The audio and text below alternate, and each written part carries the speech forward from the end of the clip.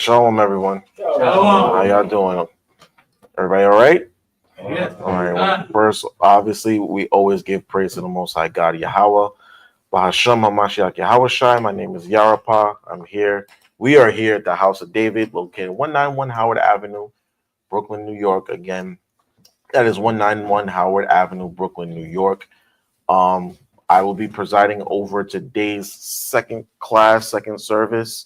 And I'm just gonna get right into it because things are getting weird in Israel. Things are definitely getting weird in Israel. But you know what? This is what happens when the Most High, when the Most High has to make changes.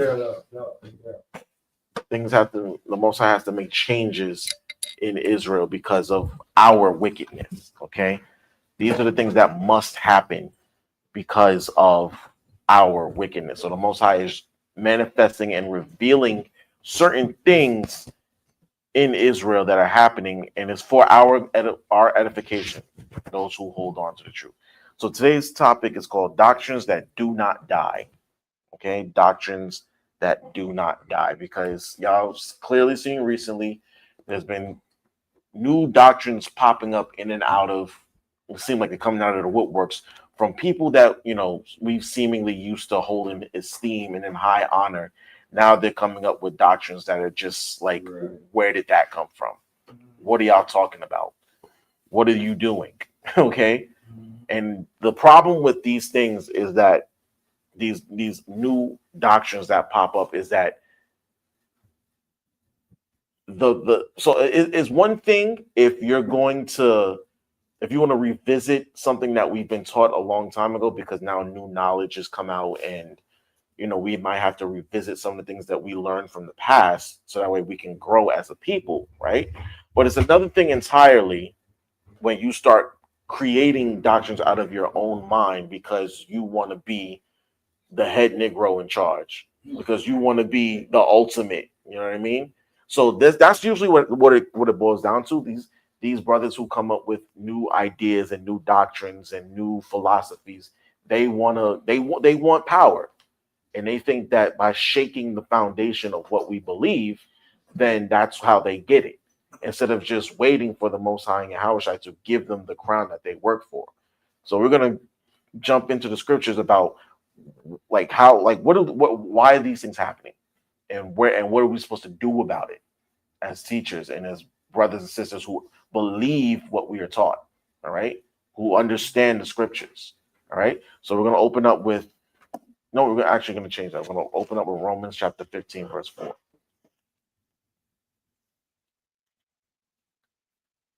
because these things don't pop up out of nowhere, but this is one of the issues that plagues us as a people. Go ahead. This is the book of Romans, chapter 15 and verse 4. For whatsoever things were written aforetime were written for our learning. Right. It says whatever was written aforetime was written for our learning. Why do we record history? So that way we can learn from it, right? That's why the history books are written, so that way we can learn from it. The past affects the present, and the present affects the future. In the future, they're going to read about the things that we are doing today, and they're going to say, oh, well, you know what? I see why this happened. Let's not repeat the same mistakes. Con? Con. All right. Read on. That we through patience and comfort of the scriptures might have hope. Right. So through the patience and the comfort of the scriptures, we'll have hope. When we read this Bible, we're supposed to be hopeful for the things to come. Why? Because we learn from our ancestors' mistakes, or so we're supposed to. We're supposed to read the things that happened to our forefathers and our foremothers and say, you know what? We should not be like them. And in fact, the Bible tells us, listen, don't be like your forefathers. Don't be hard-headed, right? So why are we today reading what happened to our forefathers and repeating a lot of the same mistakes? Because coming up with new doctrines is not a new thing, right? We're going to read about that in the New Testament, how just doctrines just started to pop up out of nowhere, and they started to stray away from the things that Paul taught them. Con? Con. All right. So from there, I want you to go to 1 Timothy chapter 4, verse 1.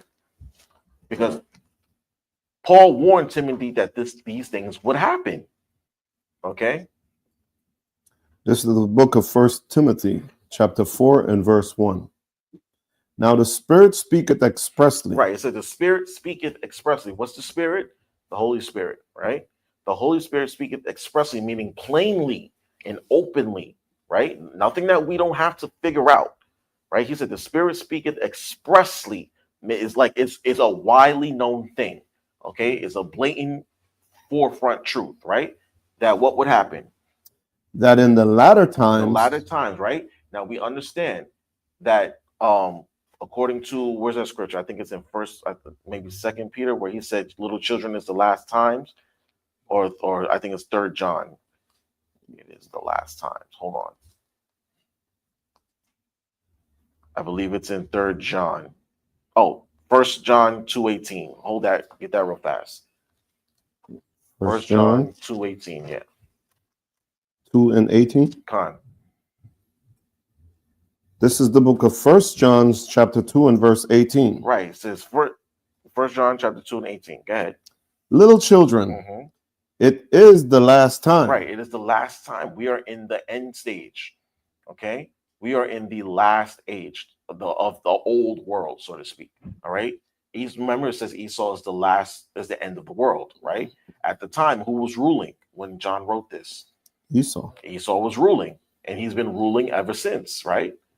So we understand that Esau is the end of the world, so therefore we are in the last days, right? Read on. And as ye have heard that Antichrist shall come. Right, he said that the Antichrist will come. You heard that in the last days, the Antichrist will come. Go ahead. Even now are there many Antichrists. See, he said right now in the world, in the earth, there are many Antichrists, meaning what? There were brothers and sisters who were coming up with new doctrines, okay, teaching contrary to what Christ taught and what the apostles taught, what Paul taught, and even John himself sings. They were contradicting what they were reading and what they were learning beforehand. So he said there are many contradictions and many antichrists in the earth right now. We were taught that the Antichrist will come, but guess what? They're here already. Right? Go ahead.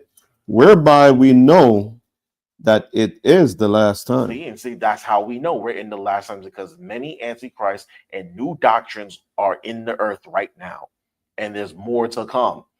Okay, especially in today, right? Read verse 19. Verse 19. They went out from us, but they were not of us. Right. It said they went out from us, but they were not of us, meaning they didn't roll with us, right? They were not rolling with us, but they heard what we taught and ran with it. Okay, they were not part of the original 12.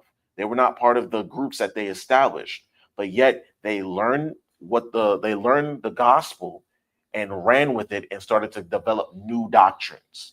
God? All right, read on. For if they had been of us. Right, he said if they had been with us, if they had been rolling with us, they were part of our group, they were part of our faction. If they had been part of the circle, right? Go ahead. They would no doubt have continued with us. See, he said, look, if they had stuck with us, they would have stayed with us. If they were with us, they would have stayed with us. All right, read on. But they went out that they might be made manifest. That they might be made manifest, right? Go ahead. That they were not all of us. See, and they went out because so that the way the Most High can show the rest of us that no, they're false teachers. Don't follow them. That is exactly why that they were not part of the group. So that way they can be shown plainly to the world that no, these brothers and sisters, no, they're not part of us. They're not like us. They're not from this. They're not cut from this cloth. All right. So go back to 1 Timothy. 1 Timothy 4:1 again, please. This is the book of 1 Timothy, chapter 4 and verse 1. Now the Spirit speaketh expressly, that in the latter times some shall depart from the faith. See, there you go. He said it's plain as day. Look, some of us are going to fall away, quote unquote. I use that term loosely because I don't believe in falling out of the truth. No, brothers and sisters make the deliberate decision to walk away. I don't believe in that falling out, because If you fall out, that means something happened to you that prevented you from doing this full time. A lot of y'all are able-bodied and just say, you know what, I don't like this anymore, and walk away and do something else. Right. Con. Read that again, please. Now the Spirit speaketh expressly, that in the latter times some shall depart from the faith. Right. He said depart from the faith, meaning they're going to leave. They're going to get up and walk away from the faith, from the true teaching. They literally get up and decide, I don't want to do this anymore. Mm-hmm. This is not for me. Or those brothers at that church or that congregation, that camp, they hurt my feelings. So you know what? I ain't with them no more. Con. Or I got counsel from the elders and I decided I didn't like the counsel that I got, so I'm going to do my own thing. That's what he's talking about. They depart from faith. They literally got up and walked away. Right? Read on. Giving heed to seducing spirits. See, somebody got in their ear, right? Somebody said something to them that they liked, that was sweet to their ears, instead of the sound doctrine that they were taught. Right? Go ahead. And doctrines of devils. There you go. Right on cue. Doctrines of devils, meaning lies, false teachings, teachings that deceive the people, that trick the people into departing from the faith. And that's how it happens, because it starts with one little thing, and then the next thing you know, that doctrine springs up, and it becomes a big teaching, and then next thing you know, the person who came up with the teaching decided, you know what, I'm not feeling this no more. Right? Or they buck up against the established teaching and say, no, it's like this. And when the elders say, no, brother, we're not following that. That's not true. And here's the scriptures to prove it. Then they want to go back and forth. Oh, y'all wrong. You know what? I'm leaving. And then they take people with them. Mm-hmm. You know what I mean? Con. That's how that happens. It's the same process every time. One brother starts getting too big-headed. You know what I mean? Starts to study the scriptures just a little too deeply. You know what I'm saying? Instead of staying with the foundation of what they were taught, which is what? What's the foundation of our teaching, of our faith? Laws. The laws, exactly. Instead of sticking with the commandments, right? And the faith of Yahushua, right? Instead of sticking with those two things, they start looking into all these other things that are too big for them. And then they bring it and start teaching it on their own. And then when they get corrected, they say, no, I don't want to know. I want to teach this. I want to believe this.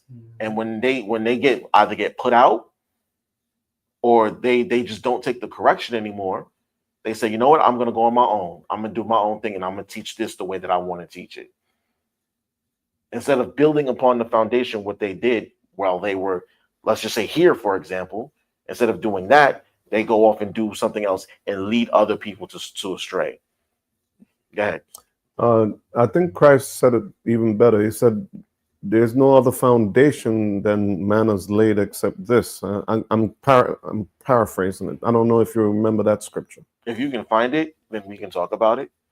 But for now, we're going to continue with verse 2. Okay. Verse 2. Mm-hmm. Speaking lies in hypocrisy. Speaking lies in hypocrisy. So they were not only were they teaching lies, but they were not even practicing what they believe. How do you teach a false doctrine and then not practice it? You came up with the doctrine. You taught it. So practice it and stick with it to the very end. And then in the very end, you'll see how wrong you were. But then for you to not do that, not only speak the lie, but then speak in hypocrisy, meaning you're not practicing what you preach. How can we respect you as a leader or as a teacher? How? How is that possible? Yahweh, can you explain that to me? No. No. Caleb, can you speak that? Can you, Uncle Mike? No. Okay. Can anybody make sense of that? You speak lies. You come up with a false doctrine. You teach it, and then you don't live it either. How does that make sense? But clearly, we were warned that these things would happen. Okay, read on. Having their conscience snared with an hot iron. See, and they're convinced that this is the truth, that whatever doctrine they came up with was the truth. You understand? And he's going to give a perfect example. Read verse 3. Verse 3. Forbidden to marry. Now, who does that? Who forbids their priests and their leaders to get married? The Catholic doctrine. There you go. That's Catholic dogma. Where in the scriptures does it say that the priest can't get married? Never They said can that. they can get married, but they have particular One wife. huh? One wife. One wife. And if you were the high priest, guess what? You have to marry a specific kind of woman too. You had to marry, number one, you had to marry a woman from another nation, no, from this nation, Slovakia. Ooh, that was no. Mm. You had to marry an Israelite woman, and she had to be a what? And she had to be a virgin. The high priest could not just marry any old woman from our nation. He had to marry a virgin. Okay. So where does the Catholic Church come up with the doctrine that, oh, you can't get married at all if you're going to be a priest? Right. See, go ahead, brother. And also, it has to be a woman that the Most High choose for you. Exactly. Because that's why when the scripture says that in the Apocrypha, got a chapter and verse, but it says, choose, get a woman, the Most High choose for you because he's going to be, basically bring forth some great books coming out of that seed that's coming in. Oh yeah, if you see a fruit within, I think it says if you see a fruitful possession, sow with your own seed or something like that. Mhm. See? But Most High also says this. He said the great working technique. When he's getting ready to bring Elijah or one of these great spirits, Mm-hmm. he will use a man and woman that's clean, Mm-hmm. uncorrupted. Mm-hmm. And so this is why, and the sex was really for to procreate. the Most High Mhm. and procreation. Mm-hmm. So when you do that, the Most High can allow something clean to come in and manifest itself. And that's why Yahushai's parents were who they were too. He didn't just pick two any old people from whatever family. He specifically chose Joseph and Mary. Mhm. For that particular reason. He wanted to bring forth his son into the earth, so he had to pick Good parents. good parents. Because remember, the scripture says that Joseph was a just man. He wasn't no ordinary Negro that was running the streets. He was a man of principle. He comes from a royal lineage, Mhm. right? Being a son of David, And he was a king. and he was a. So Joseph and Mary had to be specifically chosen by the Most High to bring forth Yahushai. All right? Go ahead, read on, brother. Verse 3, forbidden to marry Uh-huh. and commanding to abstain from meats, Right. which the power had created to receive with thanksgiving of them which believe and know the truth. Right, because back then there was a doctrine that popped up that says we could not eat foods that were sacrificed to idols, right? So there was a teaching that said, no, you can't eat meat at all because all of these meats have been offered up to those Greek gods or whatever have you. But the scripture says, if you ever read Romans 14 and 1 Corinthians 12, it goes into that where he said, look, the idol is nothing. Okay. If the meat is if it's an animal that the Most High ordained us, that he said we can eat, it don't matter if it was sacrificed on the idol or not. That idol is nothing. So therefore we can eat it. It's a clean animal. You just can't eat any old thing, but we have the understanding that idol is nothing. So just because it was offered it to it, like I'll give you a perfect example. How many brothers and sisters like to eat halal food? Right? Halal food, y'all know what makes it halal? It was offered up to Allah. That's what makes it. Is Allah a real God? No. There you go. So if we eating lamb and chicken over rice, who cares if it was offered up to Allah? It's clean to eat. We pray over it and say, like, Most High bless this food, make it fit for my body, right? Provided me with nourishment and everything in between. However, because they didn't understand that at the time, that's when Paul said, okay, look, if it causes your brother and sister to err, that's right. That's when you say, okay, you know what? I'm not going to eat it. Yeah. If they don't understand that, okay, cool, I'm not going to eat it. But to eat it itself, they were forbidding brothers and sisters to basically be vegans. To say, hey, look, those animals, those livestock, those lamb and those chickens and those cows, they were offered up to Zeus and Dionysius and all these other Greek foreign gods. So therefore, we can't eat them at all. Why? Because they misunderstood what happened in Daniel. Remember, Daniel abstained from those Babylonian foods just because he wanted his conscience to stay on the Most High. So he ate fruits and vegetables. He didn't even drink their wine.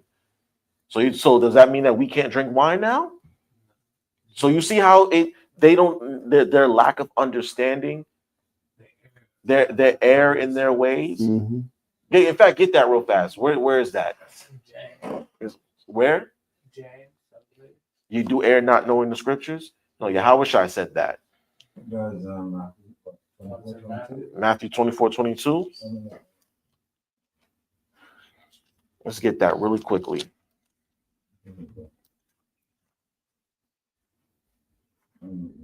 No, not 24:22. No, not that.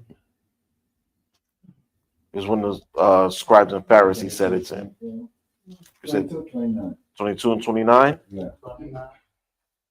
This is the book of Matthew, chapter 22 and verse 29. Mm-hmm. Yahushua answered and said unto them, Ye do err, not knowing the scriptures, Mm-hmm. nor the power of the power. Right. He said, now remember, they had asked him, like, if a man had died, right? And she had gotten married, but her husband died and she married someone else, and that man died, and so on and so forth. In the resurrection, whose wife shall she be? And he was like, he just looked at him and go, you stupid. Like, y'all are dumb, asking this dumbass question. Ye do err not knowing the scriptures.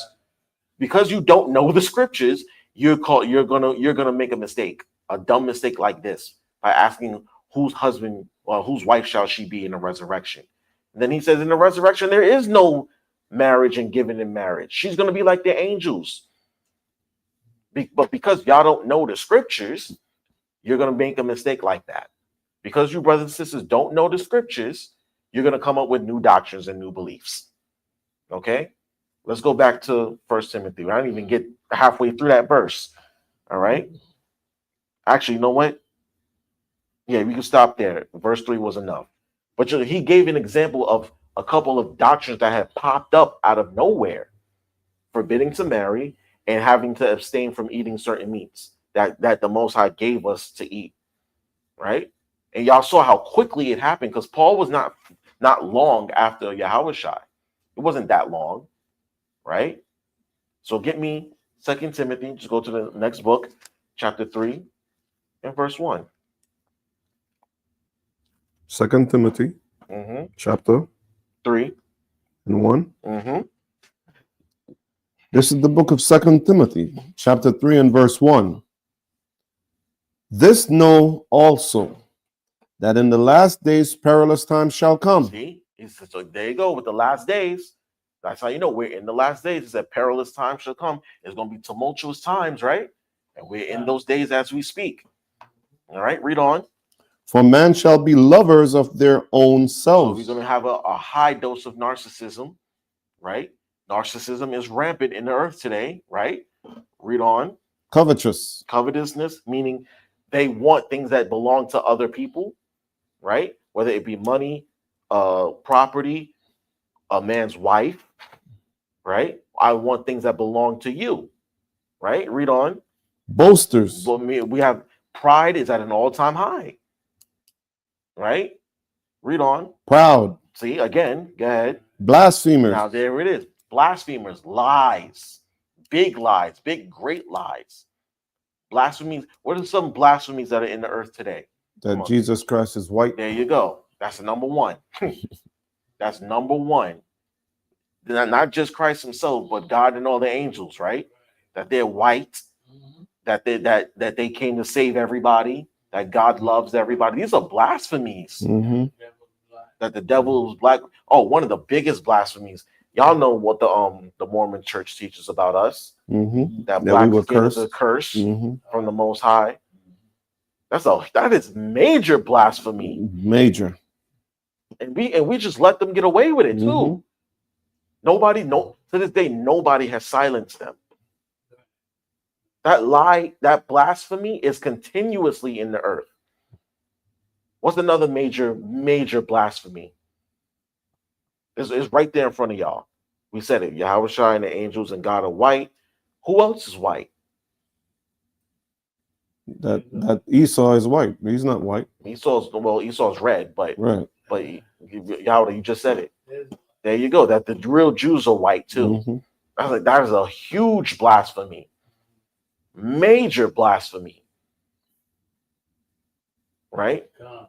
Another blasphemy is that God loves gay people, that God is okay with it, that he made a mistake of the alphabet people, Mhm. that God still loves them. No, God said he hates that thing. Mhm. He despises it. It's an abomination to him. Even the food. The food, yeah. You All the know, thing that we can eat, whatever the dietary Right. laws are done away with, they blasphemy, Right.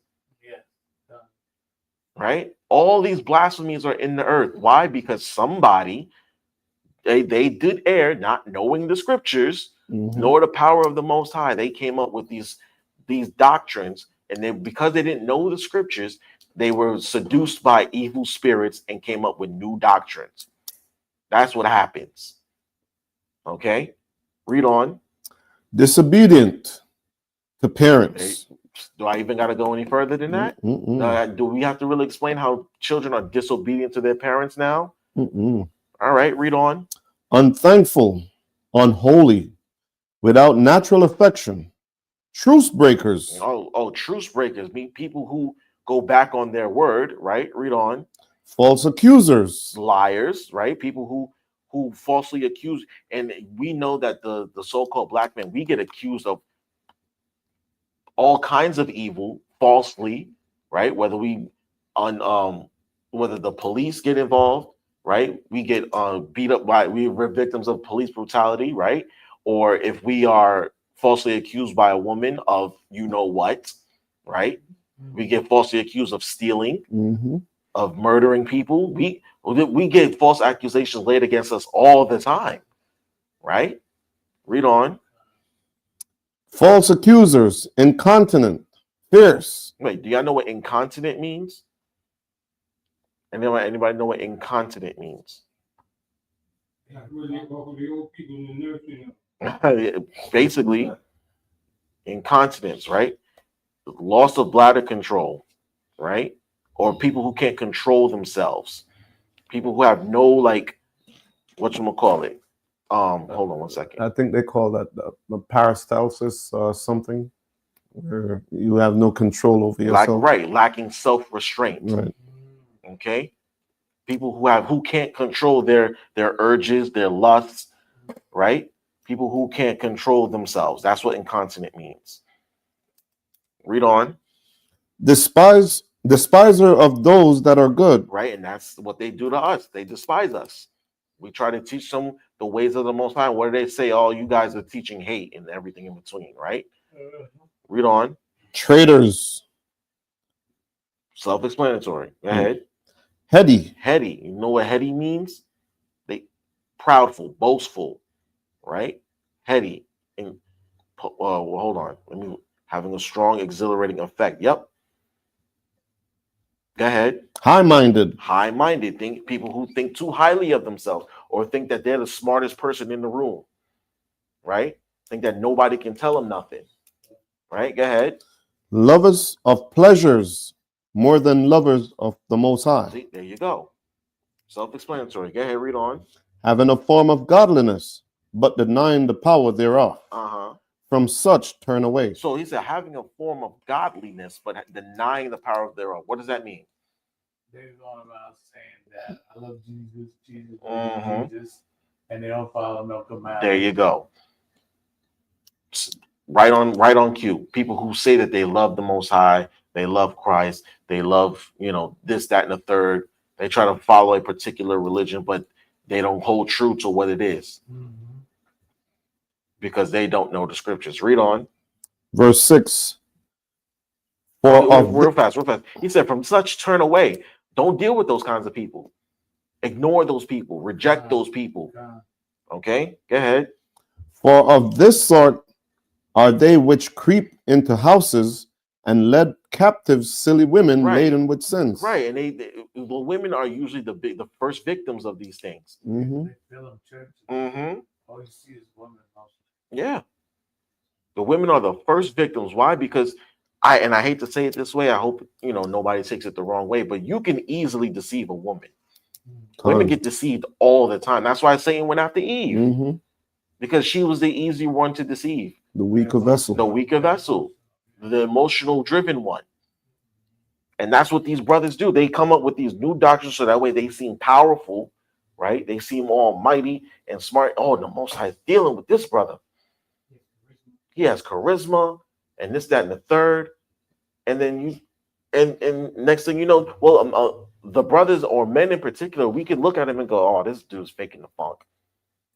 This dude, you see it all the time on social media, especially like with these male influencers. You know who's the biggest one of them all? Y'all remember that brother? What's his name? Dark skinned brother, Derek Jackson. Y'all remember him? He was the one who was sitting in his car and talking about all these ways that, you know, men have to do this, men got to do that, and all just pandering to women. And the next thing you know, this brother was cheating on his wife the entire time. And the entire it was women. Women were his main audience, especially black women, right? They were his main audience, and they were all soaking up everything that this brother was saying. Oh, men have to do this. If a man does this, he doesn't like you. If a man does this, he basically, if a man serves you, he loves you. The only way you could tell a man if a man loves you is if he basically serves you at every whim, right? And then turn around, and this brother had like 4 or 5 women on the side, and he's supposed to be this Christian man, and he's in this Christian marriage with his wife. And next thing you know, these other women came out and exposed him for his false dealings. But the entire time, all of us men were just like, yo, this brother's faking the funk. Y'all can't see this? Y'all really can't see that this brother is lying to you by pandering to you? And when we say these things, the women were just like, oh, you guys are just haters because he called y'all out. And it's just like, no, he's lying. We can tell he's lying.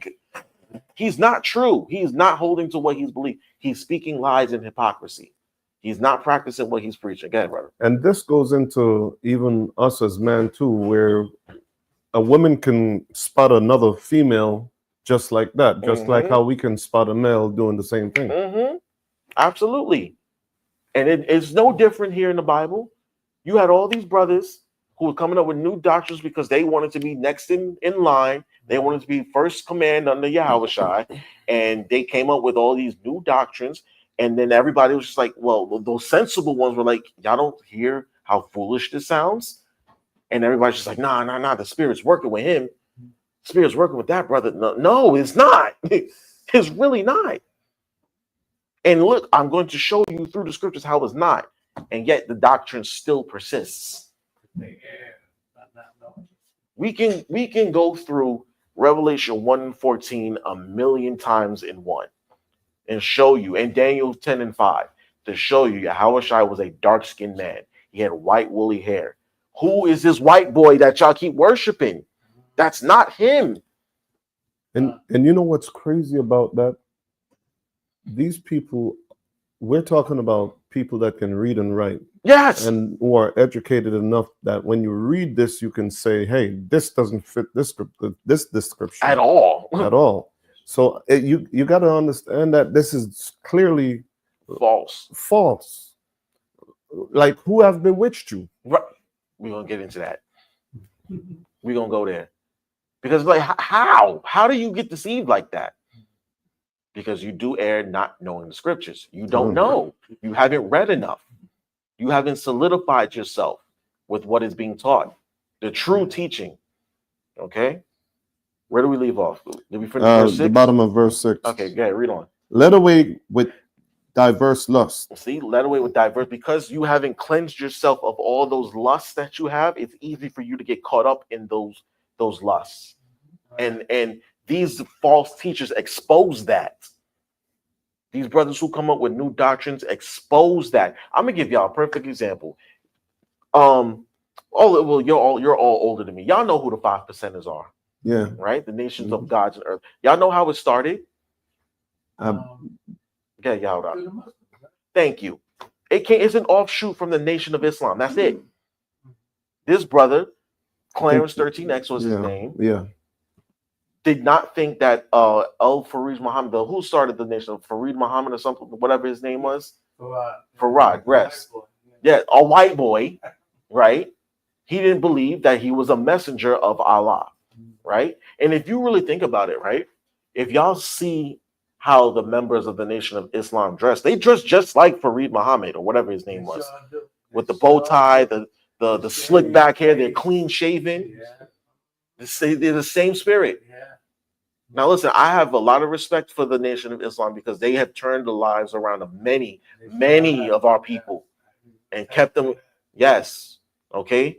Minister Farrakhan is still at 90 something years old, like teaching and whatnot. So I will show great respect to them. But look, they were false teachings. Exactly. And because of that, another false teaching came up. Why? Because it sounded good to them. Right. What do they teach? What does the 5% nation teach? You're good. Exactly. Yeah. And doesn't that sound good to the average black man? Mm-hmm. You're not a nigga, you a God. You are God. God is in you. And the woman's the earth. At least five. They teach. So the way that it breaks down is they say that 85% of the nation of the world is deceived and enslaved, right?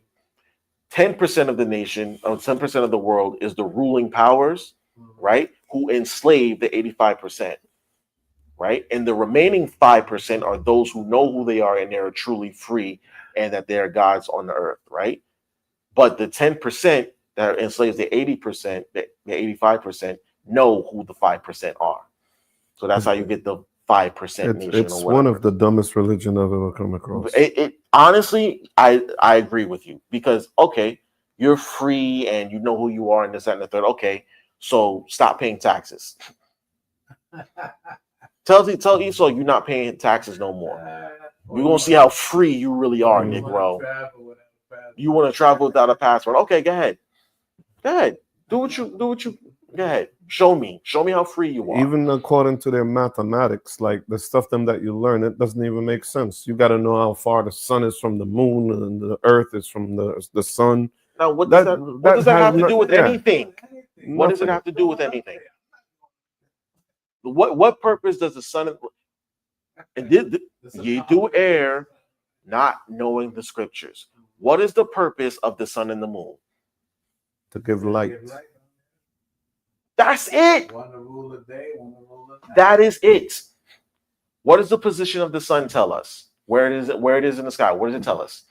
Noon. What time of the day it is? Morning.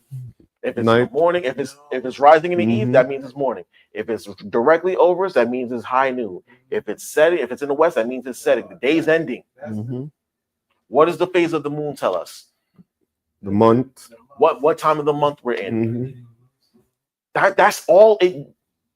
What else does it mean? Why do I need to know how far one is from the other? What does that matter? Well, how many miles it is to the moon? What does that matter? Make no sense. It's stupidity because to me, when they say they know the mathematics of the day, they be saying that the mathematics of the day is a pig. Seven said nothing, it's just a lie. I said, yeah. Come on, like what? Making that's all it is. It's makeup. Especially the Yakub story. I don't even know what that is. What is that? That was, you want to explain it on the mic? He was made out of by scientists. Oh yes, okay. The mad scientist theory. Okay, yes. Mad scientist theory. See? That's how the white man came. That the white man was made in a lab? Yeah. I've heard that. Yes, I've heard that before. I didn't know it was the Yakub story. Scientists have created those tools. That's what they say? Mm-hmm. Yes. Doctrines of devils. Yes. And our people get caught. We talk about New York and we talk about hip hop. A lot of 90s hip hop artists were into that thing. Remember we were talking about before, like Busta Rhymes and the Wu-Tang Clan and Tribe Called Quest, Brand Nubian. They all got caught up in that stuff. And now they talking lunacy. Because a lot of that is built up in jail. Mm-hmm. Where most of us are. And they get that doctrine in there or else. And you know what else? You know what also is? Hold on, I'm going to get to you in a second. But they're also looking for an alternative to Christianity.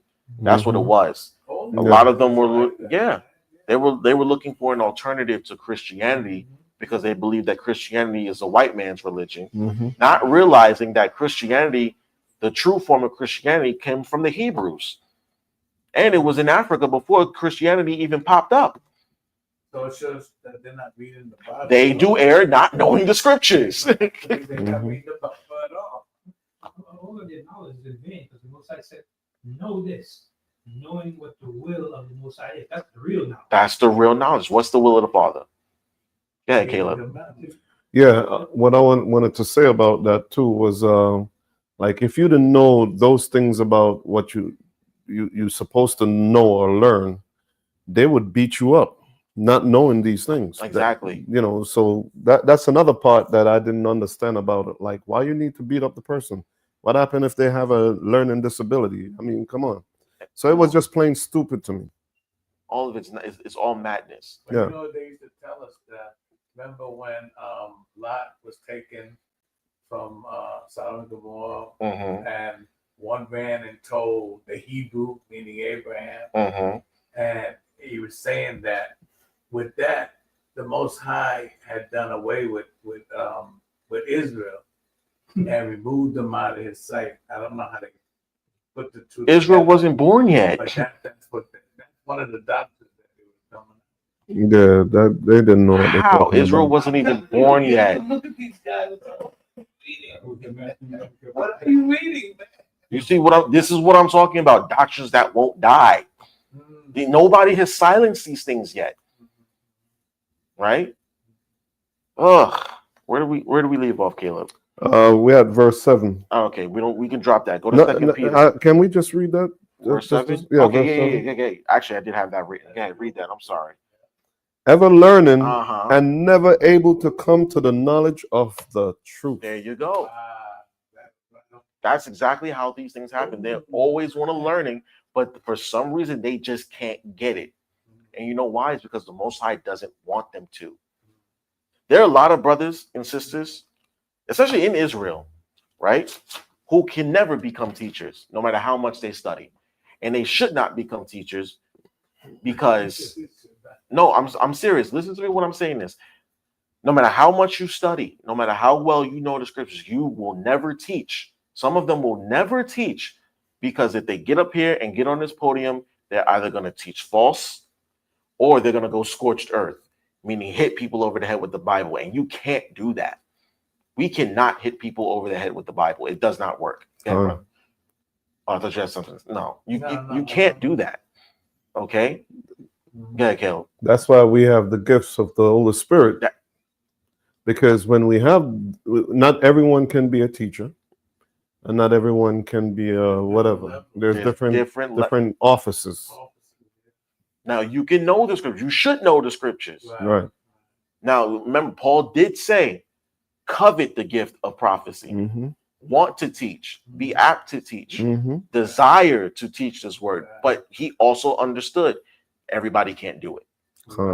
You should want to teach, but you may not be able to. Might not be your calling. It might not be your calling, and that's okay. It's perfectly fine. Maybe your office is okay. You understand, you know the scriptures about the Passover, right? Now, it may not be your office to teach the Passover, but you know what? You can organize the venue. You can organize the coming together of the correspondence of different schools who may want to come together and keep it. Or you might know a farmer that can sell you a lamb. Right. You may not be able to teach the Passover, but guess what? You're still involved, and that might be your calling. Right. And that's perfectly fine. There's nothing wrong with that. Go ahead, Khaled. I'd be satisfied with just being a doorkeeper. Just being there. Like David said. I'll be a doorkeeper. A doorkeeper in the house of the Most High. I'll scrub toilets if I have to. Remember, David always put the Most High first. He didn't make a move unless he asked the Most High.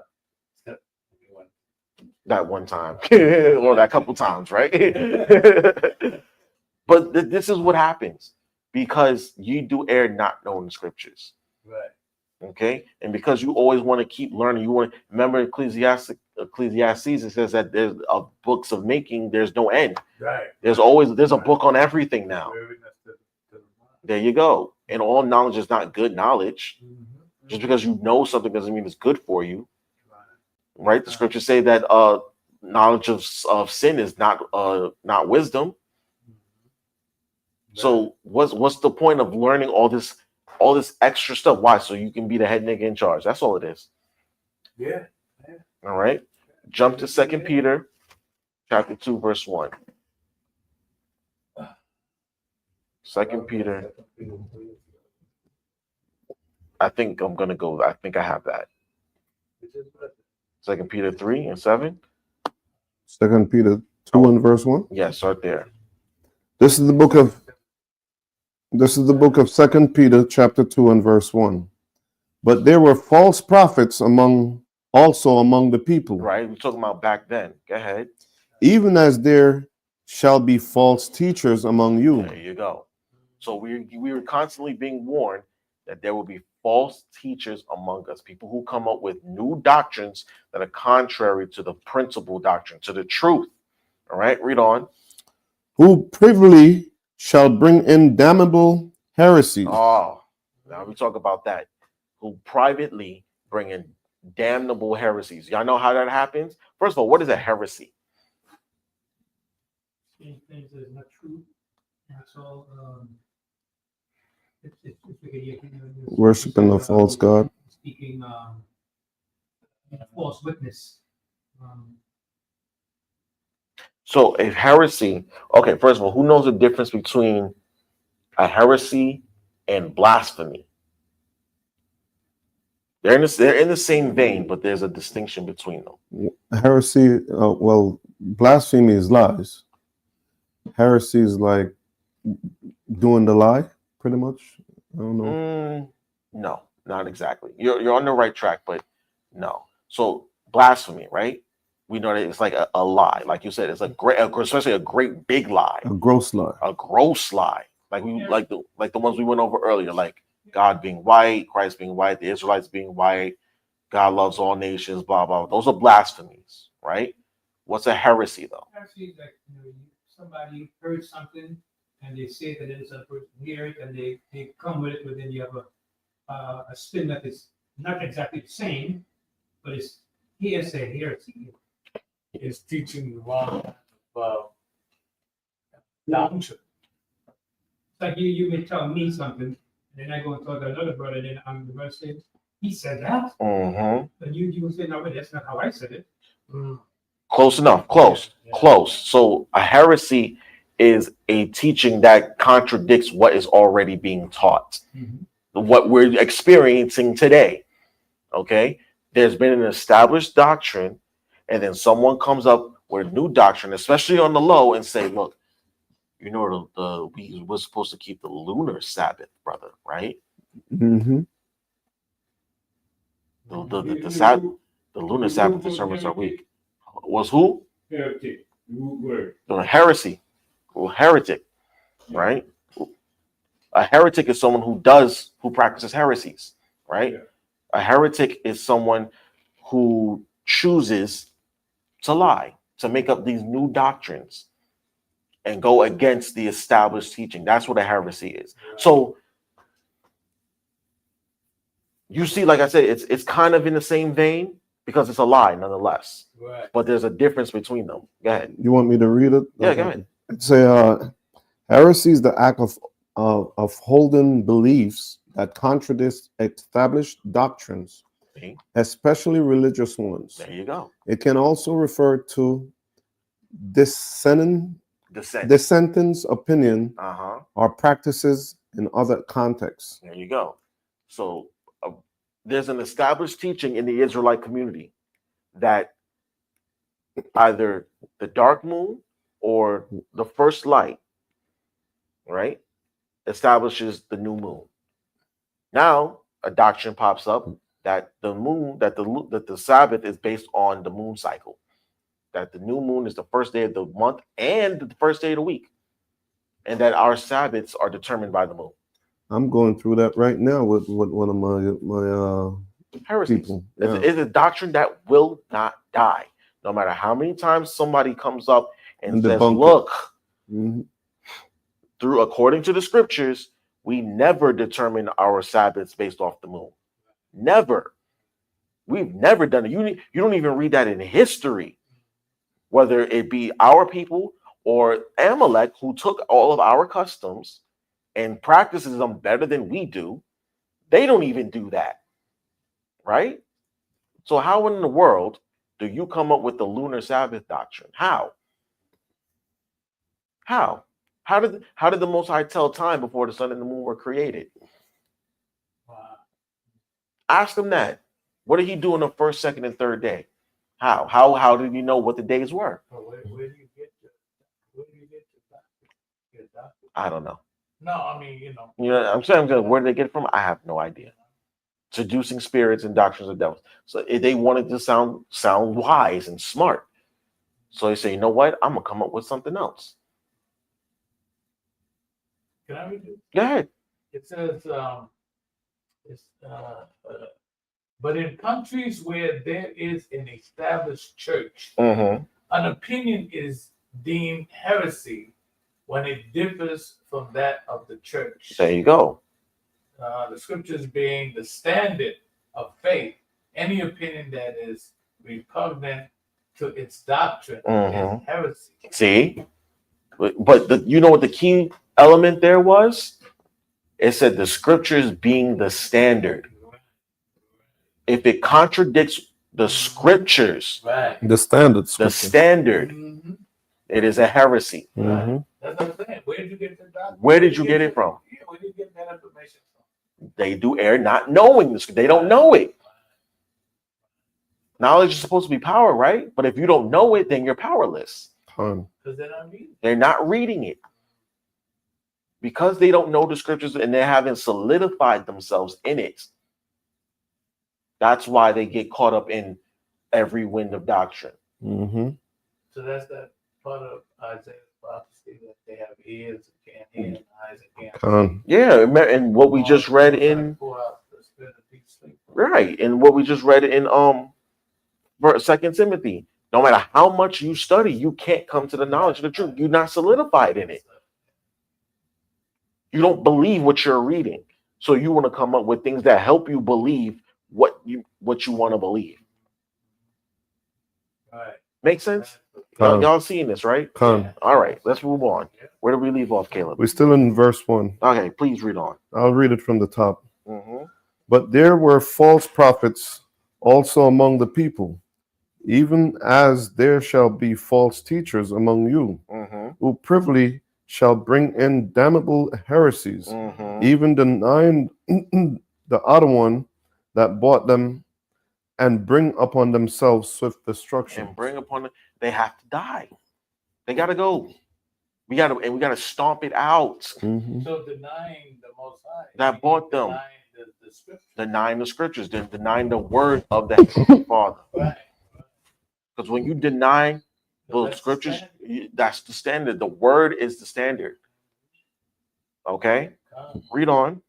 And many shall follow their pernicious ways. Y'all know what pernicious means? Does anybody know what pernicious means? Harmful. It says having a harmful effect, especially in a gradual or subtle way. Meaning it starts out minimal, but it grows Right. and it puffs up. And that's what happens. These small little changes in the teaching come in, right? And then the heresy starts, and then it grows into a bigger and bigger, more gross, disgusting doctrine. Mhm. Okay? How the lunar Sabbath started, I don't know. But I guarantee you somebody just said something simple, right? Or just had maybe a small question that clicked in somebody else's head, and they started to go, let me study that. And they go, but because they're not rooted enough, they don't know. Because this one dude said to me, well, when the month start, that's when you count 7 days to a Sabbath. And I'm like, well, what happened to the other,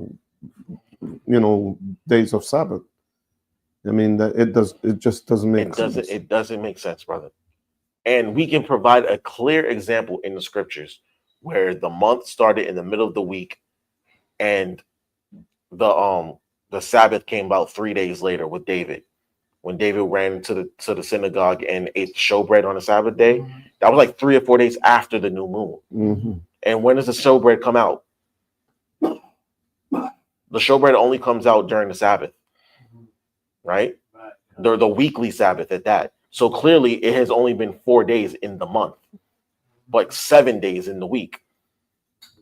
So how do you get a lunar Sabbath? How do you get the new moon determines the Sabbath? It's only been 4 days, but we're at the Sabbath day because he's eating the showbread. But no matter how many times you show them that, they still no. The moon determines our Sabbath. But all right, you know what? Your conscience has been seared with a hot iron. I can't say anything to you. But that doctrine won't die. It will not die. So what do we do about it then? Right? Stomp it out. We got to stomp it out. We have to teach against it. Okay? Read on. By reason, verse 2, by reason of whom the way of trust shall be evil spoken of. Right. The way of truth shall be evil. So now they come up against that old doctrine. So keeping with that lunar Sabbath doctrine, what do they say about those of us who keep the old ways? Oh, you guys part of that camp. Y'all see, y'all get confused by that camp doctrine, that one West doctrine. Y'all have heard that before, right? Yeah, I've heard it. You guys are deceived by that one West. That's why I don't deal with those camps. I learn on my own. Oh Lord. Come out of that wicked camp. That's what one sister told me. She was like, come out of that wicked camp doctrine. I'm like, wicked camp doctrine? You know, I realize that people like that, the only reason why they really come against that is because they couldn't cut it in the camp. They couldn't cut it. They can't cut the discipline. They can't cut the discipline. I mean, I got to Saturday. I can't go on Sunday. I can't go out on Friday. No, you cannot. And here's another thing too. I realized too, like, you could listen to different camps, but you got to be very knowledgeable to understand who really is about this life. Because you will find somebody that will set the course different for you. You know what I mean? So you got to be mindful of it at all times. You can't just follow every camp. Nope. Because what did it say about blowing in every wind? Every wind of doctrine. Every wind of doctrine, right? You know, we're gonna get into that. You can't follow every camp. You got to just be wise in who you want to follow. Yeah. If they're not teaching the commandments, and they're not teaching Yahushua, and they're not teaching repentance, and if they're not teaching that, you know, that we are the chosen people of God, then don't even bother listening to them. Don't even bother. All right, because that's the foundation. The commandments, Yahushua, we are the children of Israel. That's the foundation of this belief. Of this belief, I should say. This belief. All right. Let's read on. Verse 3. And through covetousness. Through what? Covetousness. Because they want power. They're hungry for power. Right? And positions of authority that belong to other people. Right? Go ahead. Shall they with feigned words. Feigned words, right? Go ahead. Make merchandise of you. There you go. Now you're just merchandise. You're just giving your tithes. Give me your Give me everything you got. Give it all. And most importantly, they want your soul too. Exactly. They want your soul. All right, read on. Whose judgment now of a long time lingereth not, and their damnation slumbereth not. See, and swift destruction is coming for them. That's what he said. Swift destruction is coming for them. Jump to chapter 3, same book, chapter 3, verses 15 and 16. This is the book of Second Peter, chapter 3 and verse 15. An account that the long suffering of our other one is salvation. Right. The long suffering, the patience of the Most High and Yahushua is counted to us for salvation, because the more we're patient with ourselves and with Him, the Lord will be patient with us. Right. Read on. Even as our beloved brother Paul also, according to the wisdom given unto him, had written unto you. Right, because Paul said the same thing. You be patient with the Most High. The Most High is because the Most High is definitely patient. All right, He's been patient with Israel for the longest. Yes. He has been giving us time for the longest to get our act together. All right, read on. As also in all his epistles, speaking in them of these things, in which are some things hard to be understood. Right, because Paul's letters were hard to understand and hard to grasp with either. You mean we gotta wait? We gotta wait for the Most High to come get us. I don't know if we can wait this long. And some of us are like that today. I don't know, man. Listen, Esau's getting on my nerves. I'm gonna need the Most High to wrap this thing up. Some of us are like that now, right? And it's not just so much that Paul's letters are difficult to understand, but it's just like you're asking us to do something incredibly hard to do. You're really testing our faith because you are asking us to be patient while they're killing us every single day. Mm-hmm. And it That's seems why you like, have to read. huh? That's why you have to read the scriptures, because you understand why you're in this position. You do err not knowing. There you go. Just put you there. There you We go. earned this. We earned this. See, again, and that's the problem with our people. They don't know why they're in the condition that they're in because they do what? They are not knowing the scriptures. They don't know why we're in this condition. So it's our job to tell them, hey, we are in this condition because we broke the laws of God. That's it. They don't get no more plain than that. We earned our position. You want to know why the white man is stomping you out every day? Because we earned it. We earned it. Mm-hmm. You want to know why he can arrest you and beat you up and nothing be done about it? We earned and get away with it. We earned that. You want to know why they stick us in the poorest areas and neighborhoods? And gentrify us when and they're then ready. Gentrify us and then give us poor jobs and no money and this, that, and the third. We earned that. That's our fault. Okay? And that's what Paul was telling them. Look, we are in this position, but yet we have a strong belief that we're going to be delivered from this. So y'all wait patiently on the Most. Don't get out of pocket now. And they were just like, Dad, we really got to wait. Yes. Yeah. That's how you show your faith. Okay. And they could not understand that. They could not believe that. Like, damn. So then what was happening? Because the Most High hadn't showed up and delivered them yet, what was happening? No, that's a question. That's a serious question. What was happening? Because it took the Most High forever, quote unquote, to deliver us. What was happening? Thank you. They went off. Like Saul did. He didn't wait for Samuel. He said, well, you didn't come. I waited for you. And I feared the people. Same thing with Aaron and Moses. Yeah. You were gone for so long. You know, the people started to buck up against me, and I feared them. So I went off.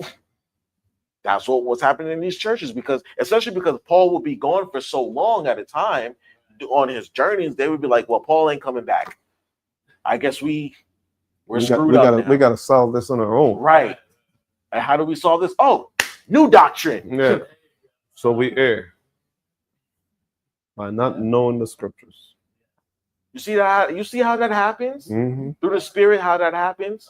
That's why he said to Timothy, look, the Spirit speaketh expressly that a lot of times some are going to depart. Why? Because they're not patient enough. They're not faithful enough. So, and they do err not knowing the scriptures. So they come up with new doctrines and they depart from the faith. They get up, they walk away and say, you know what, this is taking too long. I want to live my life. I'm young. I got all this time ahead of me. Wow. Y'all see how this happens? Yes, It all makes sense now, right? Yes. Let's read on. The bottom of verse 16. Uh-huh. Which they that were learned. No. Read that correctly. Which they that are. In which are some things hard to be understood. Which they that are learned, unlearned, and unstable. Rest. See? Those that are unlearned, meaning ignorant, they do err. What? Not knowing the scriptures. And unstable, meaning they have not solidified themselves in this faith. They wrestle with it. It's hard for them to do this because they're unlearned and they're unstable. Because they don't know the scriptures and they can't deal with the fact that they gotta wait. So you know what? They fight against the system. They buck up against all this friction in Israel. It's popping up because we're still here. We've been in America how long now? 500. Damn near 500 years, right? Mm-hmm. And we still here? Why are we still in Babylon? I'm getting tired of this. I can't deal with this no more. I know my patience is getting thin. Oh, brother. Why are we still here? If the Most High loves us and He wants to deliver us, why are we still here? Mhm. Not realizing what? He's waiting on us. Thank you, Caleb. Thank you. Mhm. Thank you. That's the problem. We're the ones who are screwing it up. Mhm. The Most High got it all ready to go, locked and loaded. The minute we do the right thing, boom, It's all over. Mhm. Yes, it's in Revelation. Let's get that. Hold back. No, not even that. Hold back the winds of the earth and all that until the servants of God are sealing them. Get that for me, please. Where's that? 7? 7 in what, Uncle Mike? I think verse 3. 7 in. Yes, there we go. Go ahead. No, start at verse 2. Verse 2. This is the book of Revelation, chapter 7 and verse 2. And I saw another angel ascending from the east. Right, from the east. Go ahead. Having the seal of the living Adawan. And he cried with a loud voice to the 4 angels, to whom it was given to hurt the earth and the sea. So guess what? There are angels right now, ready in position, waiting for go time. Mm-hmm. Waiting. And there was another angel that told him, yo, wait, hold up. Don't do nothing yet. Don't do nothing just yet. Hold on, wait a minute now. Mm-hmm. Y'all stay right where y'all are. Hold your position. Hold your peace. Hold your peace. Right, with the ready to go. Mm-hmm. Right? Go ahead. Verse 3, saying, hurt not the earth, neither the sea, nor the trees. So hold back the destruction. All them hurricanes and the tornadoes and the earthquakes and the tsunamis and the volcanic eruptions and this, that, and the third. Wait, just hold on a second. Hold it back. Don't let it all out yet. Don't listen. Until what? Till we have sealed the servants of our other one in their forehead. Until the servants of God are ready. Until that number is checked sealed off. Until that last gate receipt, that last ticket is counted for, right? Until all of it's done, or until we get our act together, we still gonna be here. Because once we get, as we can see, once that number is sealed, it's go time. Most times waiting on us. Can I go a little further? Go ahead. And I heard the number of them which were sealed, and they were sealed 144,000 of all the tribes of the children of Israel. So therefore, we realize the Most High is waiting on us. There you go. He's waiting for us to get our act together. That's it. Go ahead. Go ahead. Ezekiel 9:4 says, and the Lord said unto him, go through the midst of the city, through the midst of Jerusalem. The midst of Jerusalem, of Israel. And set a mark upon the foreheads of the men that sigh and that cry for all the abominations that be done in the midst thereof. There you go. So all your brothers and sisters who are wailing against the machine, who say, no, this is wickedness. We can't deal with this. This is evil. This is against the Most High. Waiting for that number, that specific number, to be marked off. Okay, that brother's got it. That brother's got it. That brother's got it. That brother's got it. That brother's got it. And it's going to keep going and rolling and rolling and rolling until that number is sealed. Which is why it's important that we stomp these doctrines out, because it's delaying the process. It's delaying the process with all these new doctrines that come up and the idiots that follow them, right? They're delaying the number of the servants of God's being sealed in the forehead. Hold on. Go ahead, Yahweh. One more. Ezekiel 3:9. It says, as an adamant harder than flint, have I made thy forehead. See? Fear them not, neither be dismayed at their looks, though they be a rebellious house. He said, I made your head harder than flint. Flint is a hard stone. And he's saying, look, I've made you stronger than them. You can deal with their nonsense. You just have to teach them. Right?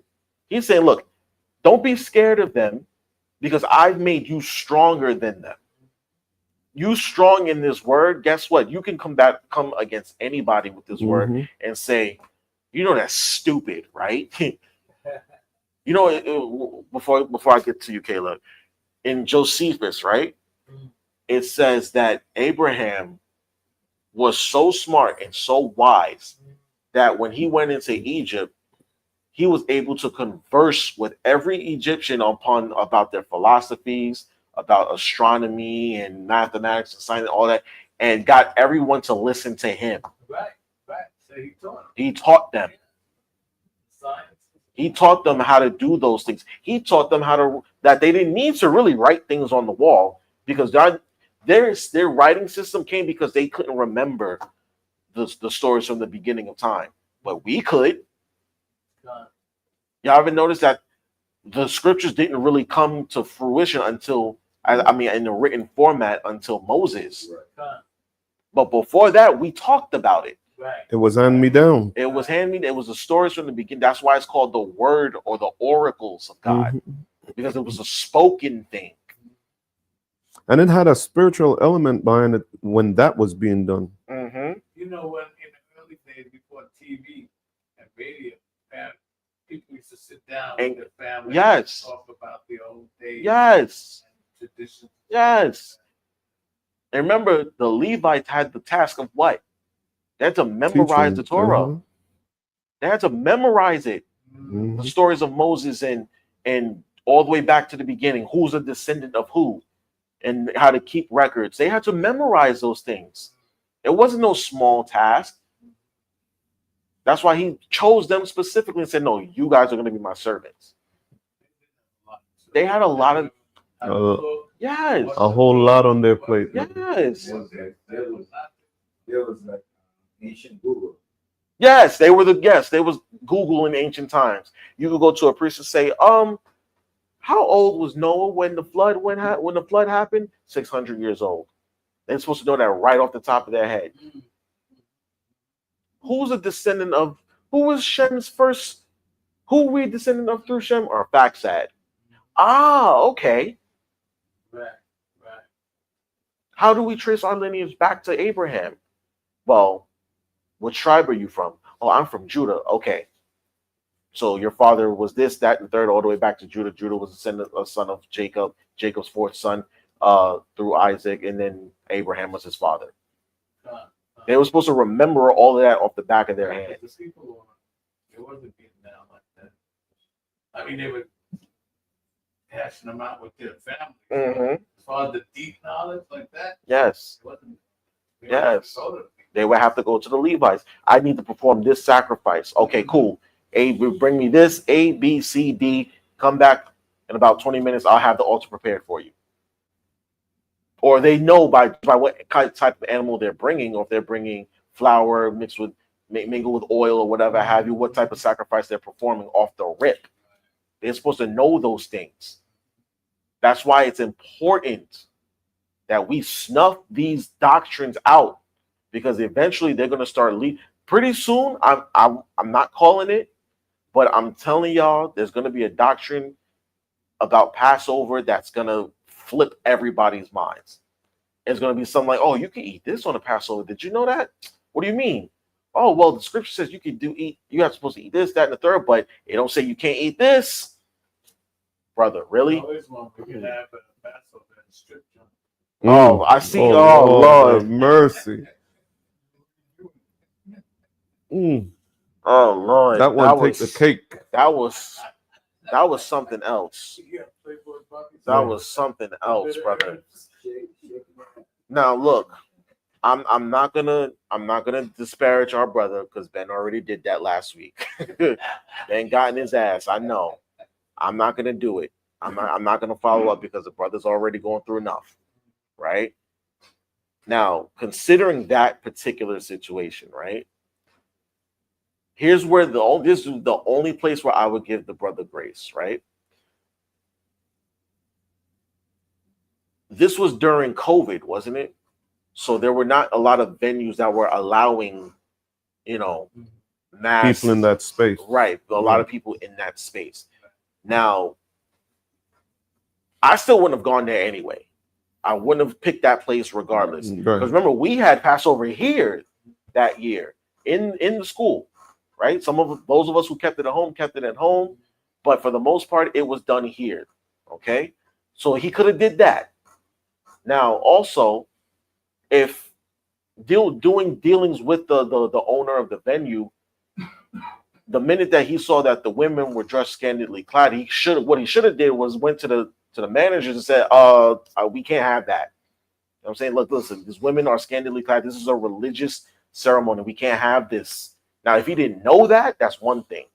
But you can still correct and say, look, don't have the women serve. Have them do something else. We'll handle everything else. Or you say, look, or go ahead, Caleb. You know, another thing too, while you're saying that, let me just tag along with that too, because I mean, in that time, in that space, there was a lot going on.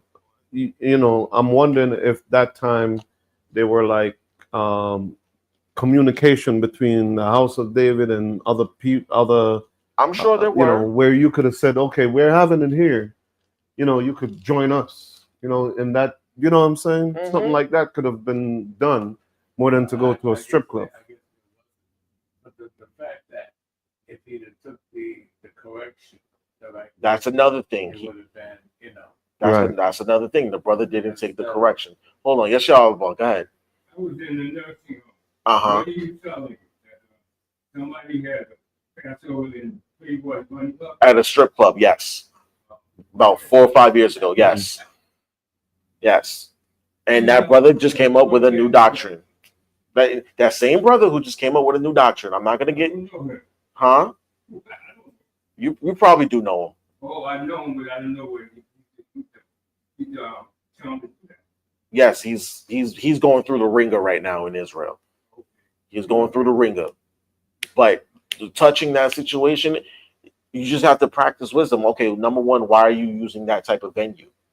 Maybe, okay, if it was the only venue available for the amount of people that he had, because I saw the video, there was a lot of brothers there. There were a lot of brothers there, right? That's one thing. That's one thing, exactly. I didn't want to say it. That's one thing. Absolutely. I didn't want to say it. No, it's true. They listen. You tell them, listen. This is where we holding the spot at. They do the research. They go, oh, that's what type of party it is. Those brothers who are unlearned and unstable, they're gonna wrestle with this. They're gonna be like, are we sure we should have a? You know what? It's a strip club. I'm gonna go. I'm with it. Those who haven't let go of those old ways, they're like, yeah, there's gonna be women there at the Passover. I can have lamb and women. That's a great combination. There you go. But making it clap. Yes. Listen, Yashavala, there's video on this thing. They were serving drinks and mingling with the brothers. It was wild times. You know what I mean? But the brothers who were learned and seasoned and been doing this thing for a long time should have looked at him and go, yo, bro, what are you doing? I wouldn't have gone. I would have been like, hell no. You can't mix evil with good. It just doesn't work. You know what he probably would have said to you, and I'm not putting words in his mouth, but he probably would have said to you, oh, you're not going to keep the Passover? So you're just not going to keep the Passover then? I'd have been like, yep, not here. Not here, exactly. I'm not going here. That's what it was. The brother never took the correction. Nope. The elders tried to correct him. They said, look, just sit down for what they gave him a year. They told him to sit down for a dispensation of time. Whatever dispensation of time they told him, said, look, chill out. Don't stay off the internet. Just, fast, pray, repent, and you're gonna be good. We'll accept. We're not gonna disown you. Just, you made a mistake. It happens. You made a mistake. All right. But the brother, like you said, the brother never took the correction, and because of that, now he's coming up with new doctrines or following doctrines that were contrary to what he's been taught before. He don't want to be an Israelite no more. Well, first of all, we're an awakening. This is a nationality. We're coming back to our true nationality. First of all, you can't leave your nationality. Look, look, like I said, I don't want to disparage the brother, but that's what happens when you come up with new, they depart from the faith because it's not sticking. They were not solidified. Okay? That's how it happens. This is why I'm going over these things. That the doctrines that don't die, they force people to depart from the faith. Okay? And all we can do is pray for those type of brothers. That they get their mind right, that they get their spirit right. Okay? Because they're gonna leave so many people out of the way. And it's, like I said before, it's gonna delay the process of us getting out of here. We're gonna stay here until the number of the servants are sealed in their forehead. That's it. Until Israel repents, we're gonna stay here. Right? Y'all understand that, right? We're going to be stuck here in Babylon until the servants of God is sealed in their forehead. And these brothers that come up with new doctrines, hold on, Caleb, these brothers that come up with new doctrines and new teachings and bring people along with them is going to delay the process. Right. It's delaying the inevitable because inevitably we're going to get out of here, but it's just going to be so prolonged. It's going to keep being prolonged until something happens, until we get redeemed. All right? Go ahead, Caleb. Go ahead. Are you really think they're gonna prolong it? Because the Most High has a set time. He has a set time, but remember, certain things have to happen first. Also, as it says in Shalom, mother. Right. Yes. Yes. Shalom, mother. Yes. He's sifting the house of Israel. Yes. He's weeding out the tares. We're gonna get into that. We're gonna get into that. But he's sifting the house of Israel. In fact, get it really fast. Where is that on from my Amos?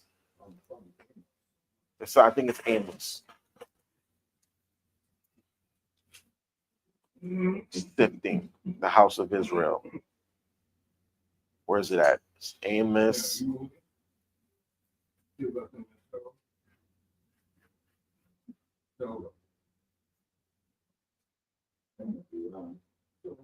Amos 9:9.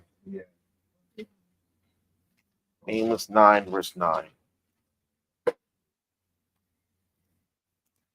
Yeshua was accused of heresy. Amos 9 and 9. Exactly, yes. He was accused of blasphemy too. Amos 9 and 9. Yes, sir. This is the book of Amos, chapter 9 and verse 9. For lo, I will command, and I will sift the house of Israel among all nations, like as a corn is in the sieve, like as corn in the sift in a sieve. Yet shall not the least grain fall upon the earth. Right. So he said, look, I will sift the house of Israel among the nations. Meaning I'm going to spread you out among the nations, but I'm also going to make sure that those of you that are righteous and pure will not fall by the way. Right? And those of us, are we not sifted among the nations? Israel is literally in every nation. So we have to see who's true and who's not. But those that are true will not fall. It says fall upon the earth, meaning that we're not going to fall out of this thing. All right. Israelites here in America, Israelites in Jamaica, Israelites in Africa, and all over the place. Those that are true, they're not going to fall by the wayside. They're not going to fall victim to these new doctrines that pop up. All right. All right. Where do we leave off, Caleb? I think we were in 2 Peter. Yes. Go back to 2 Peter chapter 3:16. Did we jump to verse 3, chapter 3? We jumped to chapter 3. Verse 15 to 16? 15. All right. Chapter 3, verse 15 I to think 16. we had complete that. Chapter 2 in Peter's, chapter 3 in Peter's and 16. I'll read it again though. 2 Peter 3 and 16 again. Yes, Yeah. please. As also in all his epistles, speaking in them of these things, in which are some things hard to be understood. Right. So like I said before, what Paul was asking of the people in his letters was a hard thing for them to understand. To be patient and wait for the Most High to deliver us, especially in those times that they were living in. They were being persecuted by the actual Greeks and the people that they were living around, the heathen. So he's asking them, no, look, listen, y'all got to be patient. The Most High is going to deliver us. They had a hard time understanding that. Right? Read on. Which they that Yes. Go ahead. which they that are unlearned and unstable rest. Right. Those that are unstable, those that are unlearned, ignorant of the scriptures, and unstable, not solidified in the truth, in the faith, they have a hard time dealing with this thing. So they fight within themselves. Like wanting to save everybody. Get right. That's how these doctrines pop up. They see that, okay, certain sects of the other nations are experiencing the same troubles that we are, Right. but then they don't realize, well, that's their punishment too, right? And then God made everybody, so why want everybody? Exactly. That's, you see how easy that doctrine comes up, how it pops up like that, but it contradicts what we read in the scriptures. Yeah, but it bounces back to that. all the Come time. on, Yeah, how should I- right? Even though he himself never said that, right? Read on. Which they excuse me, which they that are unlearned and unstable rest, as they do also the other And scriptures. they don't understand the other scriptures.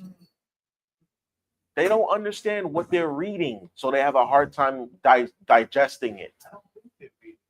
They no, I think they get something like John 3:16, but they don't read about John 3 and 14. right or 17 and 9. There you go. Or the discussion Christ had with Nicodemus. Nicodemus. First verse, you gotta check the state context. There you go. So it's hard for them to understand these things. So you know what they're going to twist the doctrine to make it something that they can digest. Instead of realizing, look, this might be a little too hard for me right now. In due time, maybe I'll understand it later. You don't stay in context. Yeah. Well, I don't understand. I'm not going to read the rest of it. Right. I'm I'm just make up something. So listen, I've been in the truth going on 12 years this December, right? There are things still that I don't understand, but yet I'm not going to sit here and make something up. I'm going to stick with what I know. And until the Most High reveals it to me, I'm not even going to touch the subject on teaching it because I don't want to speak out of line. So I speak what I know. I speak what I've been taught that I hold true. I don't sit here and make up new doctrines on my own. Now, like I said earlier, it's one thing if you want to sit here and I've been going over this thing and I think we might need to revisit it because there might be some new understanding about it. And I think we should have a discussion about it as opposed to, I don't understand it, brother. I have to come up with something different to make it make sense to me. No, lunar Sabbath. Okay, that's how I come up with that. I just want to buck up against what Esau says, and Esau says that the first day of the week is Sunday, or that his week goes by Sunday to Saturday. He named the Sabbath day after Saturday, so I don't have to. I'm not worshiping on his day. Even though it said it's 7th day, Yeah, excuses. and they know Sunday. Like, All right. come on. Well, hold on. My gosh, my Uncle Mike, you said Yeah, excuses. Who knows that the South run from that time to now? You're saying wait from then to now. there you Come go. on, wait. There you go. Come on, man. Come on. But it says the 7th day. Even Esau's calendar says the 7th day is Saturday. The first day of the week is Romans Monday. might have 9 or 8 days, but I mean that don't mean that they change anything. Exactly. They just have, it's Exactly. Also, they said themselves, I forget which book it came from, but the Romans would attack the Jews on Saturday Mhm. because they knew they weren't doing anything. On the weekly Sabbath. They knew that we weren't going to fight back. So they, Then the Maccabees. That's in the right. Maccabees? Yeah. but no, there was a historical book. I forgot what was the name of the book, but they said that the Roman armies would attack the Jews on the day of Saturn. It might be in the Josephus It too. may have been in there because they knew that that's when our Sabbath was, and that we weren't going to fight back. They knew it. No, it's the Maccabee. It's the Maccabee. for No, sure. I know the Maccabees Yeah. said it. Story, but I'm not down the fact that they knew that how our Sabbaths were because they let us conduct our ceremonies and whatnot. They knew what we was doing. Right. Mhm. We was under their occupation. Right. They didn't know what we was doing. They knew what we was doing. Mhm. Oh, they're all in synagogue now. But they don't do nothing this day. right. So my point was they knew that their so-called Saturn's day was our Sabbath day. So Right. how do you get lunar doctrine, lunar Sabbath from that? How do you get around that? How? Yeah, bro. Here's a point in case to this too. Today is the new moon. Right. Today is the Sabbath. How do you tell now when is the next Sabbath? But even though it's going to fall back on Saturday, just Mhm. about, but still, just imagine that. Mhm. You get what I'm saying? Mhm. It just doesn't make It sense. doesn't make any sense. Let's go back to the scriptures before I get upset. Yeah. All right. So what do we do to and with people that bring different doctrines? What do we do? Stomp them out. Stomp them out. Absolutely. 1 Corinthians chapter 1, verse 8. Or 8 to 12. We are told what to do with these people. This is the book of 1 Corinthians, chapter 1 and verse 8. Who shall also confirm you unto the end, that he may be blameless in the day of our Adonai, Mhm. Yahweh Shai. Mhm. Yahweh is faithful, by whom we were called unto the fellowship of his Son, Yahweh Shai, our Adonai. Mhm. Now I beseech you, brethren, by the name of our Adonai, Yahweh Shai, Mhm. that ye all speak the same thing, and that there be no division among you, Mhm. but that ye be perfectly joined together in the same mind and in the same judgment, There you go. which is basically saying doctrine. Exactly. We have to come to one doctrine. Okay? We have to. That's number one. We got to come to one doctrine, one teaching, one belief, one faith. That's what scripture says, right? Right. Now, go to Romans 16 and 17.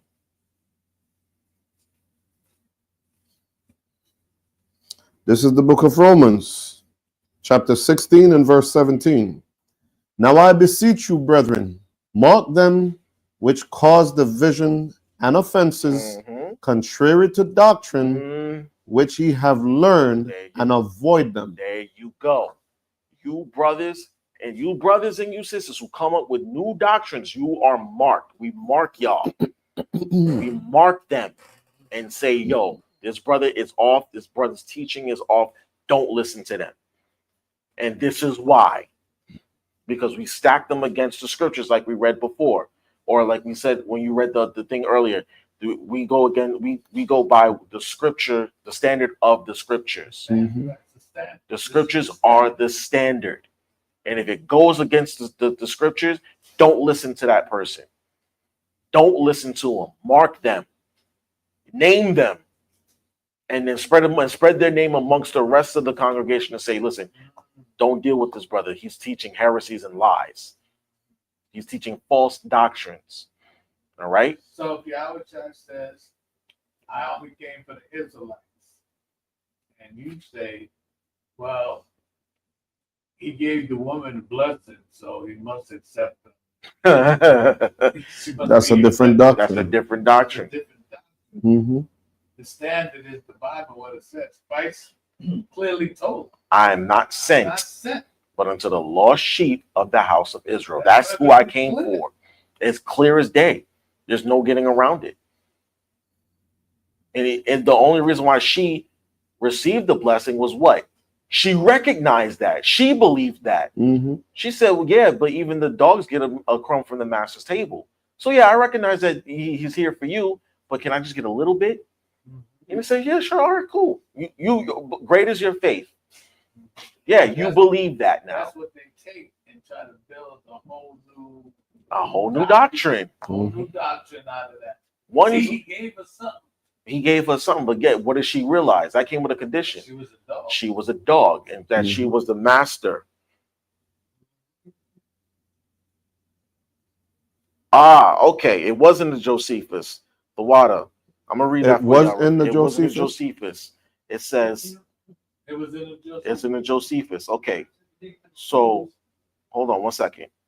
My aunt just sent me this. It says historical accounts indicate that Roman forces exploited the Jewish Sabbath observance to their advantage during sieges of Jerusalem, particularly during the siege led by Pompey in 63 BC and later during the destruction of the Second Temple in 70 AD. The Romans recognized that Jewish law restricted activities on the Sabbath, including defense against an attack, which allowed the Romans to make strategic gains on that day. Here's a more detailed breakdown. Pompey's siege of Jerusalem. Josephus, a Jewish historian, recounted how the Romans were able to breach Jerusalem's walls because the defenders refrained from working on the Sabbath. He noted that while Jewish law permitted defense against an attack, it did not allow for offensive actions on the Sabbath. Okay. Destruction of the Second Temple, 70 AD. Historical sources, including Cassius Dio and Fontanus, indicate that the Roman general Vespasian, later emperor, attacked Jerusalem on the Sabbath, taking advantage of the Jewish restriction on work. This is further supported by Josephus's writings, which mention the Romans' ability to construct siege works on the Sabbath due to Jewish adherence to their day of rest. Jewish response. While Jewish law permitted defense on the Sabbath, the Romans' understanding and exploitation of this restriction created a significant tactical advantage. So they knew. So the Maccabees put a stop to it. Well, this was before. Yeah, I know it was before, but I'm saying in the time of the Maccabees, they stopped. Yeah, they said, listen, we ain't gonna let people die no more. We ain't gonna die here. We're not gonna let these heathen kill us. But yeah, Understand? there's another section in our history where the guy was saying that, look, don't attack them people when their Lord is with them. That's in I think it's in Judith. Esther. That's in Oh, Judith. Judith. Yeah. Okay, see. Yeah. So they knew, they knew our custom, Mhm. okay, and they knew when they should deal with us and when not to deal with us. See, a lot to that, Auntie. Appreciate that. So, y'all see, they understood that our Sabbath day fell on their Saturn's day, their day of Saturn, Right. which was every week. So they knew that there was the seventh day. So how do you get lunar Sabbath out of that? Is you have to make something up out of your own mind because you don't understand the scriptures. All right. You know what's one of the problems with the brothers and sisters in Christianity in this circle? They don't understand the definition of words allowed. That's true. That's also very true. When Yahushua healed that woman, okay, he said, I am not sent her into the lost sheep of the house of Israel. He said, but great is your faith, woman. So he did something good, showing that, okay, I can't deny you your faith, but he never said, I'm going to deliver you. Right. Salvation's right. There's a difference right there. That's also true. Doing a good healing your daughter, Right. That's salvation. That's true. Right. That's a blessing. Good point. It's a blessing. Very good point. She demonstrated faith, and rightfully so. Yeah. And she received a blessing for it. Absolutely. She came to me and said, look, please, and they begged, and I'll say, okay, but I'm not going to give you salvation. It's the same thing with the Roman centurion. Yeah. The Roman centurion said, you don't even have to come to my house. I already know. Just say the word, my servant will be healed. Right? He showed the faith. He showed the that he faith. wanted to see in Israel. Yeah. Because the most I said, they demonstrate faith, he will respond. But that's not salvation. But even in the book of Daniel, I mean, they read it, but they're not understanding it. The most I said, they have knowledge, but you understand it. The kingdom shall not be given unto other people. Give me Matthew 24 and 20 real fast to seal up that point of the the soup, the Sabbath thing and whatnot. He can't do that. He can't do that. Matter of fact, Christ made Yahushua made pretty clear. He said, look, my Father sent me down here to save Israel. Salvation for Israel, to complete as it was written that he would come and be a deliverer to Israel as Moses was a deliverer at that time. Mhm. Nothing has changed. Nothing's changed. It's the same program. Even Luke 1 and verse 68 through 70 explain that. You know, so all right, Matthew chapter 24 and verse 20. Mm-hmm. But pray that your flight be not in the winter, Mm-hmm. neither on the Sabbath day. There you go. So Yahushua knew that the Romans would seek to attack us either in the winter or on the Sabbath day. Why? Because those are the two times that we're most vulnerable. Winter, it's cold, it's freezing, and you don't want to be on the run, you know, In running those through days. the tundras in the wilderness. You know what I mean? Running through snow caps, Mhm. right? Especially with young children, Oh, Lord. right? Or on the Sabbath day. Why? Because ain't nobody gonna defend us. We at rest. We don't want to run, you know. But just like the Maccabee said, listen, not to hell with all that, but we have to survive. Right. We can't let them just kill us off just because it's the Sabbath. Right. There you go. There you go. Be not over righteous, right? All right. So we read Romans 16 and 17 about marking those that cause divisions among us, right? Mhm. And we said we have to come to one accord, one doctrine, one teaching, right? Give me Titus 1, verse 10.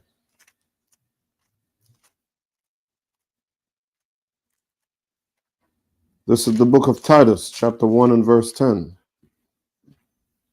But there are many unruly and vain talkers and deceivers, especially they of the circumcision. There you go. There are many Israelites who just like to run their mouths and want to be heard and just want to hear themselves talk. All right. We are laden with that in Israel. There are so many brothers and sisters who got something to say about every little thing. Sometimes you just need to shut your mouth. All right. Read on. Whose mouth must be stopped. See? Did I not just say some of y'all just need to shut the hell up? Honestly, just shut up. Be quiet. Everything doesn't need your opinion. Everything doesn't need your response. Okay, just shut up and listen. All right, read on. Who subvert whole houses, teaching things which they ought not, for filthy lucre's sake. For what? Filthy lucre's sake. Because they gonna get some money out of this. Listen, y'all don't think that that the Israelite community has been what's the word? Infiltrated? Big time. Big time. Our community has been infiltrated. They do it all the time. They infiltrated the Nation of Islam. They infiltrated Martin Luther King's circles. They infiltrate all these Malcolm X. They infiltrate everything. Y'all really think they're just gonna leave us by ourselves to our own devices? No, they're gonna try and put a stop to all of this. And one of the ways to do it is to bribe one of the brothers or the sisters who got that I need to get my money spirit and say, look, if you go on and teach this to disrupt the movement, quote unquote, I use that term loosely, right? I give you this. I give you $5 million. I give you I'll give you a blank check. Name your price. All you got to do is just go in there and disrupt the flow of things. We can break this group up. Or they'll have somebody already in their ranks and say, look, this is the profile of the group. This is their leader. This is their teaching. This is that. B, C, and D. We need you to go in there and disrupt everything and make out with it. Y'all seen that movie, Judas and the Black Messiah? It was a true story. The brother that infiltrated the Black Panther Party and got No, Judas and the Black Messiah. It was with it was about Fred Hampton. Yeah. And the brother that they got to infiltrate his chapter of the Black Panther Party and report back to the FBI and the CIA about what they was doing. They got that brother good, and he could never live with himself afterwards. Yeah, exactly. He was a Judas priest, and y'all see what Judas did. They got to Judas and said, "Look, tell us where he is. We'll give you 30 pieces of silver. We ain't gonna harm him. We ain't gonna hurt him. We just take him into custody. We ain't gonna kill him. We just want to talk to him. We just want to talk to him. Just tell us where he is, and we'll give you this money." Betrayed innocent blood, right? Judas said, "I don't see anything wrong with that if they just want to talk. It's just 30 pieces of silver It's just to talk. Yeah, I could hold that. Yeah, it's just money. He gonna be over here. He's holding Passover with his disciples right now. Come on, get him. You can get him. It's the Sabbath day. You can get him. Right. It's a Sabbath. It's a high holy day. You can get him. Go get him. Y'all see that? Yeah. Filthy lucre. All right. Was that verse 12? Uh, Oh, verse 11. Okay, go ahead. Read verse 12. verse 12. One of themselves, even a prophet of their own, said that The Cretians. the Cretians are always liars, Mhm, evil beasts, mhm. slow bellies. See? Even one of their own. They're like, yo, these guys, they're teaching false. They're liars. Okay? They're lying. They're lying prophets. They're false prophets.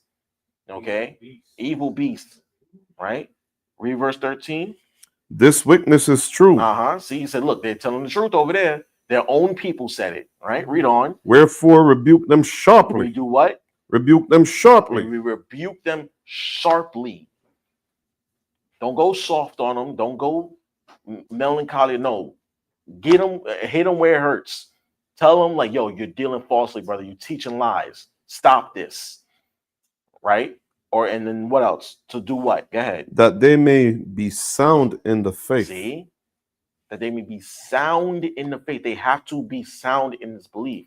And you reinforce that with the scriptures. All right? Read verse 14. Not giving heed to Jewish fables. So what?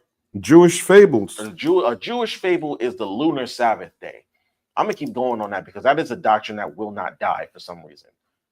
Okay? I can, not to say I can live with it, but I can see why the world has been deceived that that Jesus Christ is a white man. I see that because the people who are telling that story have been in power for thousands of years. Mhm. So the doctrine is going to take as long as it does, as long as it took to instill it, it's going to take that long to destroy it. But a doctrine like that, the lunar Sabbath, nah, that's got to get stomped out immediately. That doctrine cannot spread. It has to stop. It has to die. It has to. And it's our job to do that. It's our job as teachers to shut that stuff down. All right? Is that it on that? No, sir. All right, go ahead. And commandments of men that turn from the truth. See, commandments of men coming up with brand new holidays, brand new ideologies like the 5% Nation and all this here, right? Are there any holidays in the 5% Nation? Not what I know. Do they really do holy days and no feast days, nothing like that? Not what I know of. Yeah. I didn't even think about that till just now. Don't take any help. No, not at all. Because I'm sitting here thinking like, okay, I know in Islam there are certain like what they call holidays, quote unquote, right? Mm-hmm. So if you basically branch off of that, every religion really has days that they venerate. So how do you have a new religion without any days of remembrance or festivity? How do you do that? See, doctrines of devils, because there's a sacred calendar. There's holy days in every year. So anyway, from there. Hold on. We got to read this out. This is some good stuff here. Okay. Verse 15. And unto the pure all things are pure. See, unto the pure all things are pure. But unto them that are defiled and unbelieving is nothing pure. See. But even their mind and conscience is defiled. And that's what happens. That's why these doctrines come. Their conscience and their minds are defiled because they're not pure. They don't have that pure influence of the Holy Spirit. The Holy Spirit is supposed to teach you these things and help you root yourself in it, right? But because these brothers have not been imparted with it, they come up with these ideas and these new doctrines to try and force themselves into impartation with the Holy Spirit, if that makes sense. Yes, it's like having a circle and trying to put a square in it. There you go. Can't make it up. You can't make it up. Go ahead, read on. They profess that they know the Hotter One, but in works they deny him, being abominable. Being abominable, meaning the Most High hates you. He hates it when you come up with new doctrines that are contrary to what is being taught, contrary to the truth. Right? Go ahead. Disobedient, and unto every good work reprobate, A reprobate, meaning your mind is completely gone. snared. Yup, you are gone. All right. Now, from there, let's go to Deuteronomy 13:1. We'll go to the law about what we do with false prophets. What are we supposed to do with them?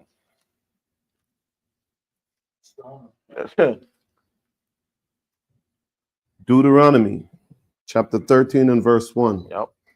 If there arise among you a prophet or a dreamer or a dream or of dreams, A dreamer of dreams, right? and giveth thee a sign or a wonder, Right. and the sign of the wonder come to pass, whereof he spake unto thee, saying, let us go after other gods which thou hast not known, and let us serve them. Right. So if a prophet or a dreamer of dreams or someone who can work signs and wonders and miracles, and those miracles cause them to say, listen, let's go after worship other gods, right? What do we do with them? Go ahead. Thou shalt not hearken unto the words of the prophet or that dreamer of dreams, for the other one, your power proveth you to know whether ye love the other one, your power, with all your heart and with all your soul. See, so the Most High sends these people to see if we really believe him, if we really honestly love and obey him. That's why these false prophets and these false teachings come up to see, okay, who's really about this? Because remember, the Lord isn't looking for just any old body, right? He wants specific people who are about this truth, about this faith, all right? Who will obey the words of the Father, right? Read on. Verse 4. Verse 4. Ye shall walk after the other one, your power, and fear him, and keep his commandments, and obey his voice, and he shall serve him and cleave unto him. See, it says, fear him and keep his commandments. The commandments are the roots. Okay? Read on. And that prophet and that dreamer of dreams shall be put to death. See, we got to kill these false prophets. Now, does that mean that we're going to walk up to every Israelite that teaches a new doctrine and slit their throat? No. I'm not going to do that today. No. But guess what? There will come a time that's going to have to be the case. We're going to have to put sword to throat, if you will. Blade to throat. Gun to head and say, what was that doctrine you was teaching? You believe that now? Okay. We're going to have to put a stop to them. Right now, we're spiritually putting a stop to them by saying, look, your teaching is false. Repent. All right. Read on.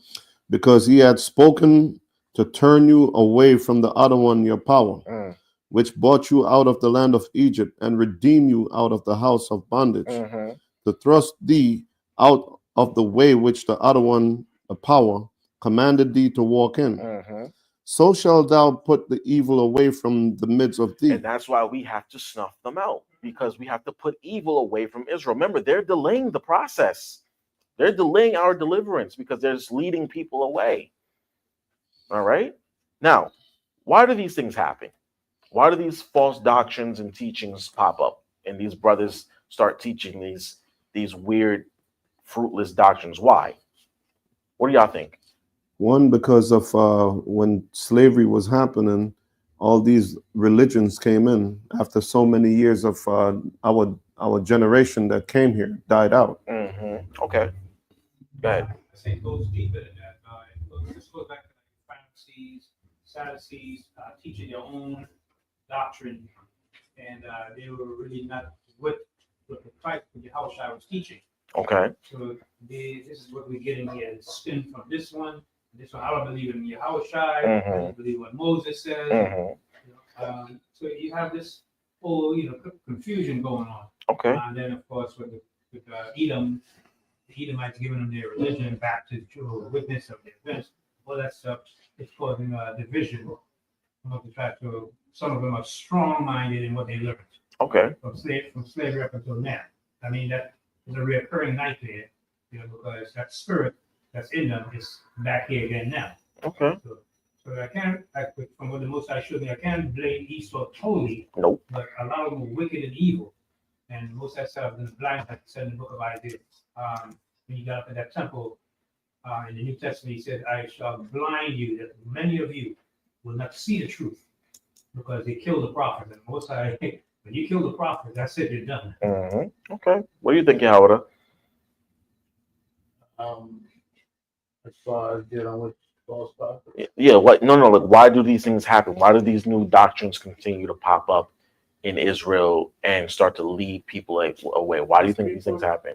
People are just rebellious, they don't want to submit to the order of the Most High. Okay, that's simple enough. Uncle Mike, what you think?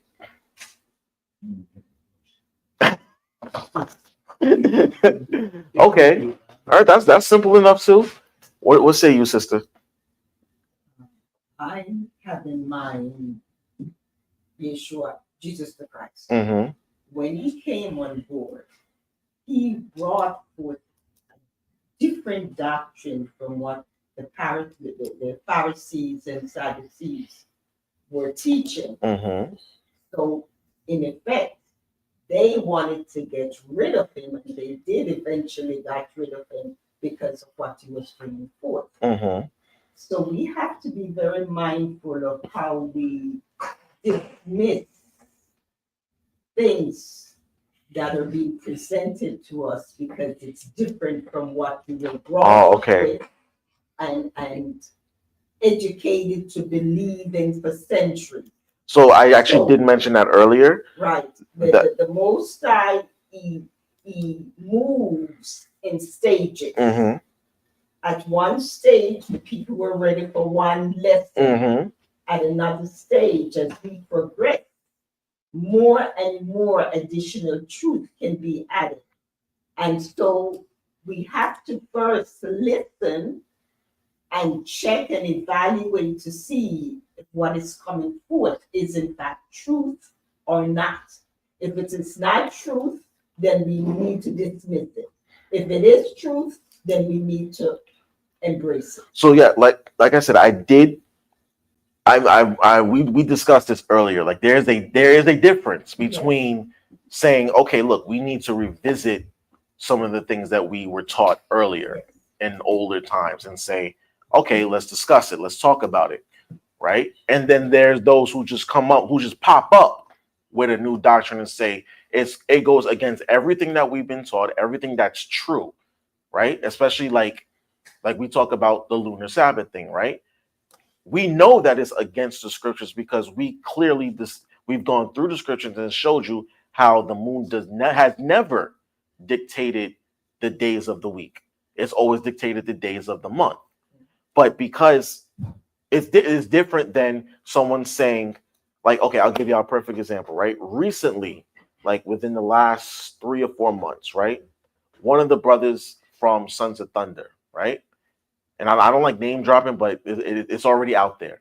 Okay, one of the brothers from Sons of Thunder proposed the idea or the doctrine that John 1:1 may not exactly be talking about a pre-incarnate Yahushua. Now, when he brought the idea, initially, even y'all looking at me just saying that, it's just like, what? Right? That just right. That's how y'all feel, right? Like, what did he just say?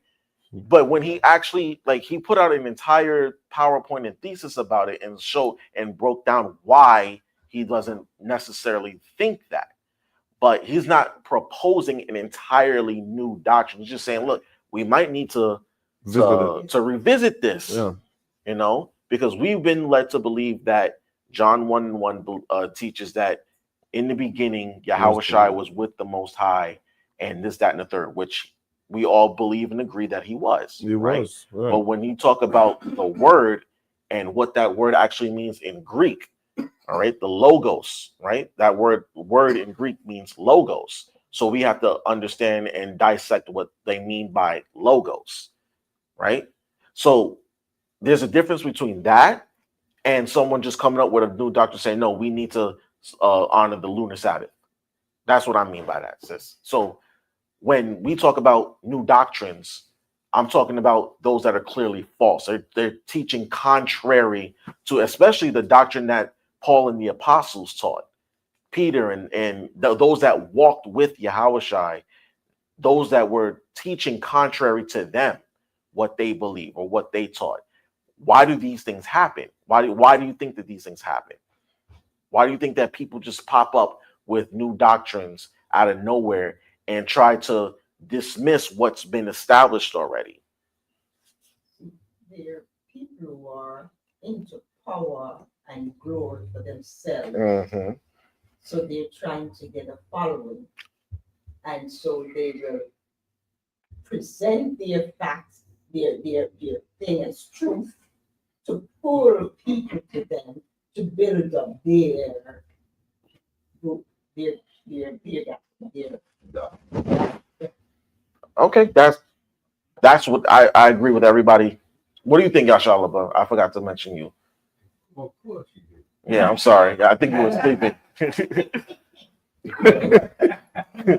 Ultimately, it's the most high goal. Okay. Okay. Expound on that a little bit, please. What was the question again? So, so we're talking about brothers and sisters who come up with new doctrines that contradict the established doctrine, heresies and blasphemies, right? Coming up with these new teachings that go against what is already been established as truth and common belief. Why do you think these things happen? Well, I said it's the most high program. Yes. Also, the young lady there that's speaking, mostly she broke it down. Yes. There are a lot of things what she said is true. Mm-hmm. They come up with lies for power power and glorification. Yes. Over their congregation, Mm-hmm. and ultimately for money. Mm-hmm. Yep. So yeah, I just wanted to see where y'all were with that. But the main thing is that the fact that the majority of people believe that Christ died for everybody, and that's one of those that will never go That's away. a stronghold. That's a stronghold. It's a stronghold. People believe that Mhm. no matter what, even though it's not written, and Christ clearly said who he came for, they still push that. Mhm. He's gonna save everybody, can be saved. So we're going to discuss this, right? Why do these things happen? We're going to start with James 1:8. I'm almost done. I know we've been here for a little bit, but I'm almost done. We're hungry. Lead us.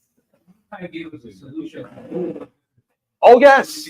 So we can get that, ironed out. But a lot of brothers minded to be puffed up. You know what? My camp, I don't have to listen to what they say, but that's their camp. And, You know what it also is? I'm gonna tell you the truth. Say it again. one is just one. There is one truth, but you know what it also is, brother? A lot of us are scared to do it. A lot of us are scared to say to go up against someone and say, no, that's wrong. Don't do that. Stop teaching that. Right? That's why you need to come together. And this, like I said, the solution is right there. It's right. Down yourself to get no nation, not desire. How many of us are scared to do that? We're scared to do it. Mhm. To do what? To actually to apply the solution that the Father gave us. A lot of us are actually scared. A lot of us are scared to keep the commandments. So definitely when a problem arises, a lot of us are definitely scared to do it. It also depends on who it is, right? Think about this. We are commanded to put certain people to death, right? According to whatever sin they committed. What if that's your wife or your parents or your child? The solution's already there for you. Yo, you got to put him to death. No matter who it is, right? But some of us would be like, I don't want to kill my wife. I don't want to kill my son. I don't want to put my daughter to death. I love them. The same thing with our people, right? We see that some of us may have a strong relationship with a certain individual, but then they come up with a doctrine or a heresy, and we have to snuff it out. And someone may be like, but that's my man's. I don't want to put him on blast. Like again, we deal with the same brother who shall remain nameless, got exposed for certain things that he was doing with his rib. The brother who exposed him may have thought about it beforehand and said, look, that's my man. That's between him and his wife. I don't know if I should put that on Front Street, but he wound up doing it anyway. Some of us may be too afraid to do that, may be hip to what's going on, or it might be within our own congregation where some of the leaders might be going off and saying, I don't know if I can buck up against the leadership and say y'all are doing wrong. Some of us are probably afraid to do it. You know what I mean? That's true. You know? I'm talking about the general notion that Oh. everybody's pushing. Oh, well. That Christ is going to save everybody. Anybody could be saved. Oh, no. Well, So we what understand that. what you're really talking about there is being respect of persons. Yes. That's right. Yes. Yes. The Most High said he's no respecter of person, so we should be like-minded, no respecter of person. You can call that brother in a meeting and say, let's discuss this. If it's not discussed, it's not taken care of, and this type of darkness or confusion is here. It's going to spread.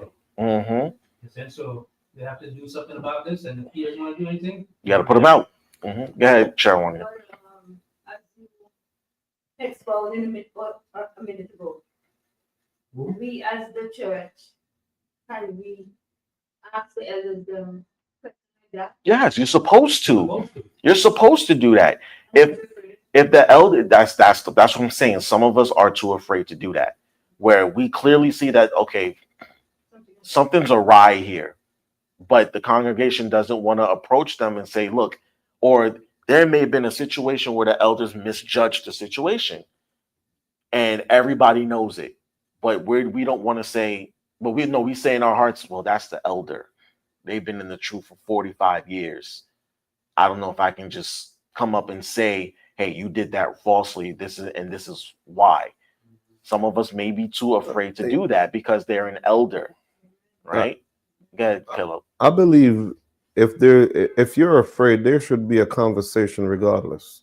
That's just me. If I feel like this is a conversation need to be talked about, I'm gonna find a way to bring it across so you and I can deal with it or talk about it where it can somehow, we could get some answers. Now, here's the thing. You just said that, right? I'm gonna get to you in a second, mother. There's a solution for that too. There's a solution in the Bible for that. In fact, we can read it really fast. Give me 1 Timothy. I believe it's chapter 5. Yes, there we go. Second, First, chapter 5. start at verse 1. This is the book of 1 Timothy, chapter 5 and verse 1. Rebuke not an elder, but entreat him as a father, Right. and the younger man as brethren. So clearly we're supposed to respect the elders of the congregation, right? Especially those elders that not necessarily in rank, but in actual age. Like everyone in this building right now is older than me. And I respect you all as elders. Okay. So even though I'm up here teaching, you're all still older than me. So I have to give y'all the respect. I can't talk to y'all any old certain way. You understand? So it says, rebuke not an elder, but entreat him as a father and the younger men as brethren. Now jump down to verse 19. Same book, same chapter. Against an elder receive not an accusation, but before 2 or 3 witnesses. So see what you just said? If you saw that the elders were doing something wrong and you're afraid to have a conversation, here's a solution for that. You go to 2 or 3 other brothers or sisters who saw the same thing, and you say, y'all saw that? Did y'all hear about what the elders did the other day when the sister came to them and they just said this, that, and the third and just dismissed it? That wasn't right, right? Nah, that wasn't right at all. We got to do something about it. They went against the scriptures. We got to bring this to a discussion, because if not, they're going to do it again. We have to snuff this out now. Right. So even though we might be afraid, there's a solution for it. Like the brother said, we just may be too afraid to apply it. It's the same thing with these new doctrines that pop up. Y'all heard about this doctrine over here that this brother was teaching? Yeah. How do you feel about it? Not feeling it. Okay. So we bring it to our elders and say, look, did y'all hear about this new doctrine that popped up? 9 times out of 10, they did. And we go, okay, what are we going to do about it? Are they going to be like, no, we're not teaching that. So, and this is why.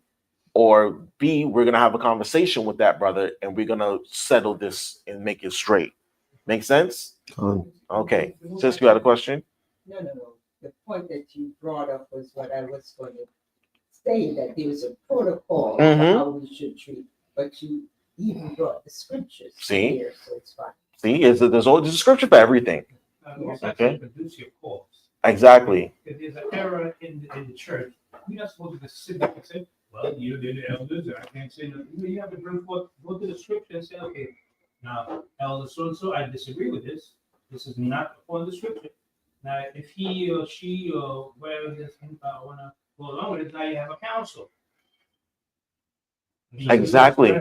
That's what you're supposed to do. That's breaking down the walls and making us defenseless because now when there's sin, okay, it gives the enemy opportunity to break in and destroy souls. Mhm. So I look at it. I don't look at it where, well, I can't say that. Look, I'm here to defend the faith and the brothers and sisters. Absolutely. If you're the elder and you're going up, I'm going to tell you going up. Exactly. That's what you're supposed to do. That's what you're supposed. Even me. If y'all hear me say something wild and crazy up here and against the scriptures or against the teaching, y'all supposed to stop me and say, no, wait, no, time out. We're not teaching that. And we don't believe that. Even whether y'all want to do it in the middle of the class or y'all want to pull me aside and say, look, you taught wrong. What you taught was wrong. You're supposed to do that. Actually, if you're teaching because the whole world is hearing you and you make a mistake, it should be corrected right then and there. It should be. And there's sometimes where it might pop up immediately, but you know what? There are other times where somebody might be like, huh?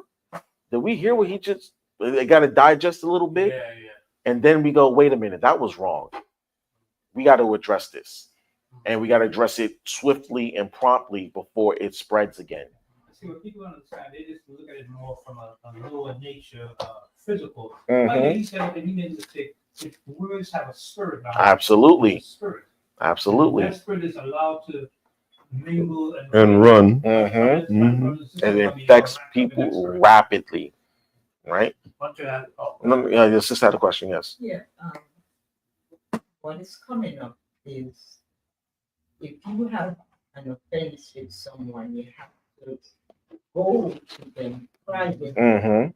and bring that forth. And then if it is not resolved, then you include other people to get it moving. So rebuking somebody publicly, openly, I am just wondering if that is correct. You need to do it privately So- and then let the person correct themselves in public. So But no, I'm glad you made. I'm glad That's you brought that Matthew up. 18. Yeah, exactly. There is a distinction. Yes, there's a distinction. So say like you have a personal issue with someone in the congregation. You are supposed to handle it with them one-on-one first, right? Then if they don't listen, you bring 2 or 3 others, especially someone who saw the offense, and say, look, they all saw this too. They all witnessed this too. Do we still have a problem? If it doesn't stop there, then you bring it before the congregation. Now, the elders and the leaders who sin. In fact, did we finish 1 Timothy? Hold on. We stopped at 19, right? No, Yeah. chapter 5. Read 1 Timothy 5, 19 and 20. 1 Never Timothy read 20. 5 and 17, 19. 19. Verse 19. 1 Timothy chapter 5 and verse 19. Against an elder receive not an accusation, Mhm. but before 2 or 3 witnesses. So Paul was instructing Timothy on how to deal with situations regarding the elders, because it's not just like any old person. We're dealing with someone who's seasoned, who's older than us, right? So you can't just say against an elder, oh, you did falsely against me, right? But he said, again, unless it's 2 or 3 witnesses. We're talking about a personal matter, right? Like in Matthew 18. But then he says this, read verse 20. Them that sin rebuke before all, that others also may fear. That's the difference. Them that sin rebuke before all. Especially if they sin openly, right? We're not talking about a personal offense between brother and sister. We're talking about the elder went off and said this and taught this and did this. No, we got to correct that right now. What's that scripture that say open rebuke is better than love? I think. Secret love. Secret love. What's that scripture? Uncle Mike, I know you know. Open rebuke is better than secret love.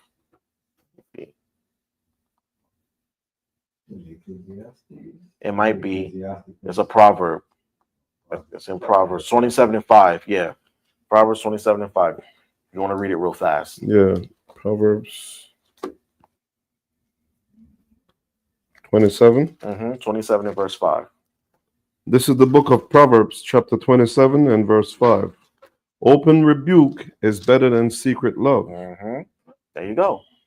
Open rebuke is better than secret love. And if the elder is righteous, and if the elder is sound of a sound mind, they will see the error of their ways, humble down, and repent. That's it. And you can be a witness and a whatchamacallit to the rest of the brothers and sisters. Right? An example, right, of what happens when you messed up, but you repented. And then you're back in the good graces. All right. So let's go back to James 1 and 8. We didn't get cited. Huh? Comment. Say again. Comment. Oh, okay. Good. The way you were teaching that we have to kill that or stop that right away. Mm-hmm. What was that? What were you saying at that time? If they're teaching the wrong doctrine, you have to do what? We have to silence that doctrine, especially quickly. That was in, I believe it was Titus. Like you were saying that word that implying that you have to kill them. Oh no, that was in Deuteronomy. So I was saying that I was bringing the point of that in the law, right? False prophets were supposed to be put to death. Right. Now I use the word spiritually killing them because we're silencing whatever teaching they're coming up with. It's a loose term I'm using. We're not actually putting anybody to death. I'm just saying like we're silencing them. We have to stomp those doctrines out. What I'm saying is because the people, when you say that to them, they're taking it like you mean you want to kill us now. Oh, no, I'm not going to kill them now. What I'm getting you to see is when you do teach that, you have to give understanding. Right. That is not for now. Right. It's for later. Time when we're under the laws of righteousness. But we're just teaching it now spiritually with understanding. Right. For you to have that information. Right. We're not going to put nobody to death right now. No. The powers that be. Right. And we're not in rulership right now. So it's in rulership. Exactly. If we do that, they're going to say, "Oh, you want to be a vigilante?" Right. Oh, essentially. Lock all y'all up. Essentially. Right. Go ahead, Sharon. But when you were at the old school, a lot of us, we had a lot of fear because the voice, you know, Yeah, I know it was hard for y'all back then. It was, I know they were very intimidating back then, but you know what? They were not also supposed. Remember, the truth was in its infancy stages back then too, right? A lot of the things that we know now, the elders back then didn't know. Like I just came to the realization they didn't keep new moons back then, right? Y'all didn't keep the new moon, right, Yahweh? So, you know, the truth was in its infancy stages. So that meant that a lot of the men they were learning as they went. They did what they knew. Remember, a lot of them came from jail. A lot of them came from the Nation of Islam. A lot of them came from Christianity. A lot of them came from different walks of life. So they had to learn how to be extremely disciplined. Now, in some of y'all older age, y'all softened up a little bit, but I know back then it was hard for y'all. I know. No accountability. Yeah. But as we grow, right? Or we're supposed to. All right. Let's go to James. Let's go to James. James what? James 1 and 8. So the question was, why do these things happen, right? Why do these things happen? Why do all these new doctrines pop up? We almost done, y'all. We almost done. Why do these new doctrines keep popping up? Let's go there. James 1 and 8. James 1 and 8. A double-minded man is unstable in all his ways. That's number one. A lot of these brothers are double-minded. Okay, they want to believe two different things, right? They want to serve two masters. Right. They want to stay. Some of them want to be in the truth, and some of them want to still be in the world. Right. They want to have 1 foot in the truth, 1 foot in the world. All right. So because of that, they become unstable, double-minded. I can believe this, but I can also do this. Right. But if I believe this and I can also do this, that means I can blend the two, and that's how a new doctrine pops up. That's one of the ways. All right. Like I listen. We're all adults here, all right? We're all adults, so we understand sex, right? I saw a doctrine that said you can lay with your wife while she's on her menstrual cycle. Oh, Lord, No, have you can't do mercy. that. No, scripture says no, you can't do that. Okay, the scriptures. I heard another doctrine pop up that you can lay with your wife on the Sabbath day, no matter what day of the week it is. Can't do that. No.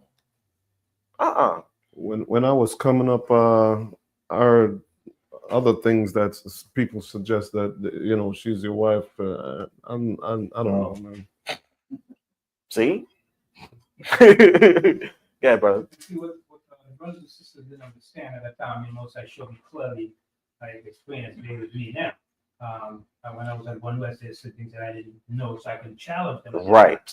But the type of guy that will challenge, if I know it's right, I would say, but I was like, I was actually right walking with Yaquab, every day. Mm-hmm. And you know who Yaquab was. Mm-hmm. Yaquab would say, look, you guys think in God. You think you over the Most High. Mm. He said, look, y'all better listen up before the Most High, do something to you. So I was actually on the right type of tutelage where Yaquab was told he was his age. He said, look, they need to get themselves together. Yeah, but the thing is, what brothers and sisters don't understand spiritually, when you do those things spiritually, there's certain angels or spirits Mm-hmm. acting on what you just did or said. Mm-hmm. You don't understand this thing. It's like you have to be mindful of what you say and what you do, because you're actually attracting these spirits to you. Before you know, they consume your body, and before you know it, you walk around with a spirit, sometimes you don't even know that you actually embrace that spirit.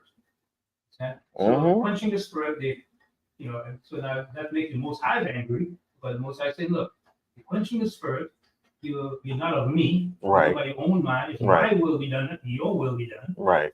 So now what type of spirit they attracted? The devil. Exactly. Exactly. Exactly. So you gotta be very careful. All right. From there. So we said that a double-minded man is unstable in all their ways, right? Mhm. Get Matthew 6:24 for me. Okay. Matthew 6:24.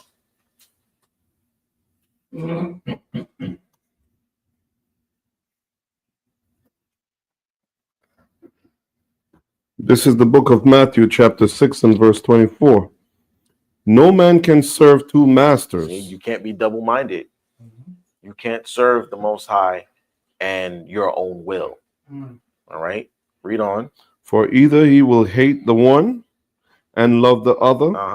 He's telling you, you're gonna love one master, you're gonna hate another. Those of you that have worked two jobs in before at the same time, right? You realize one job you actually might like, the other one you can't stand. I'm only here just so I can get a paycheck. You know what I mean? Read on.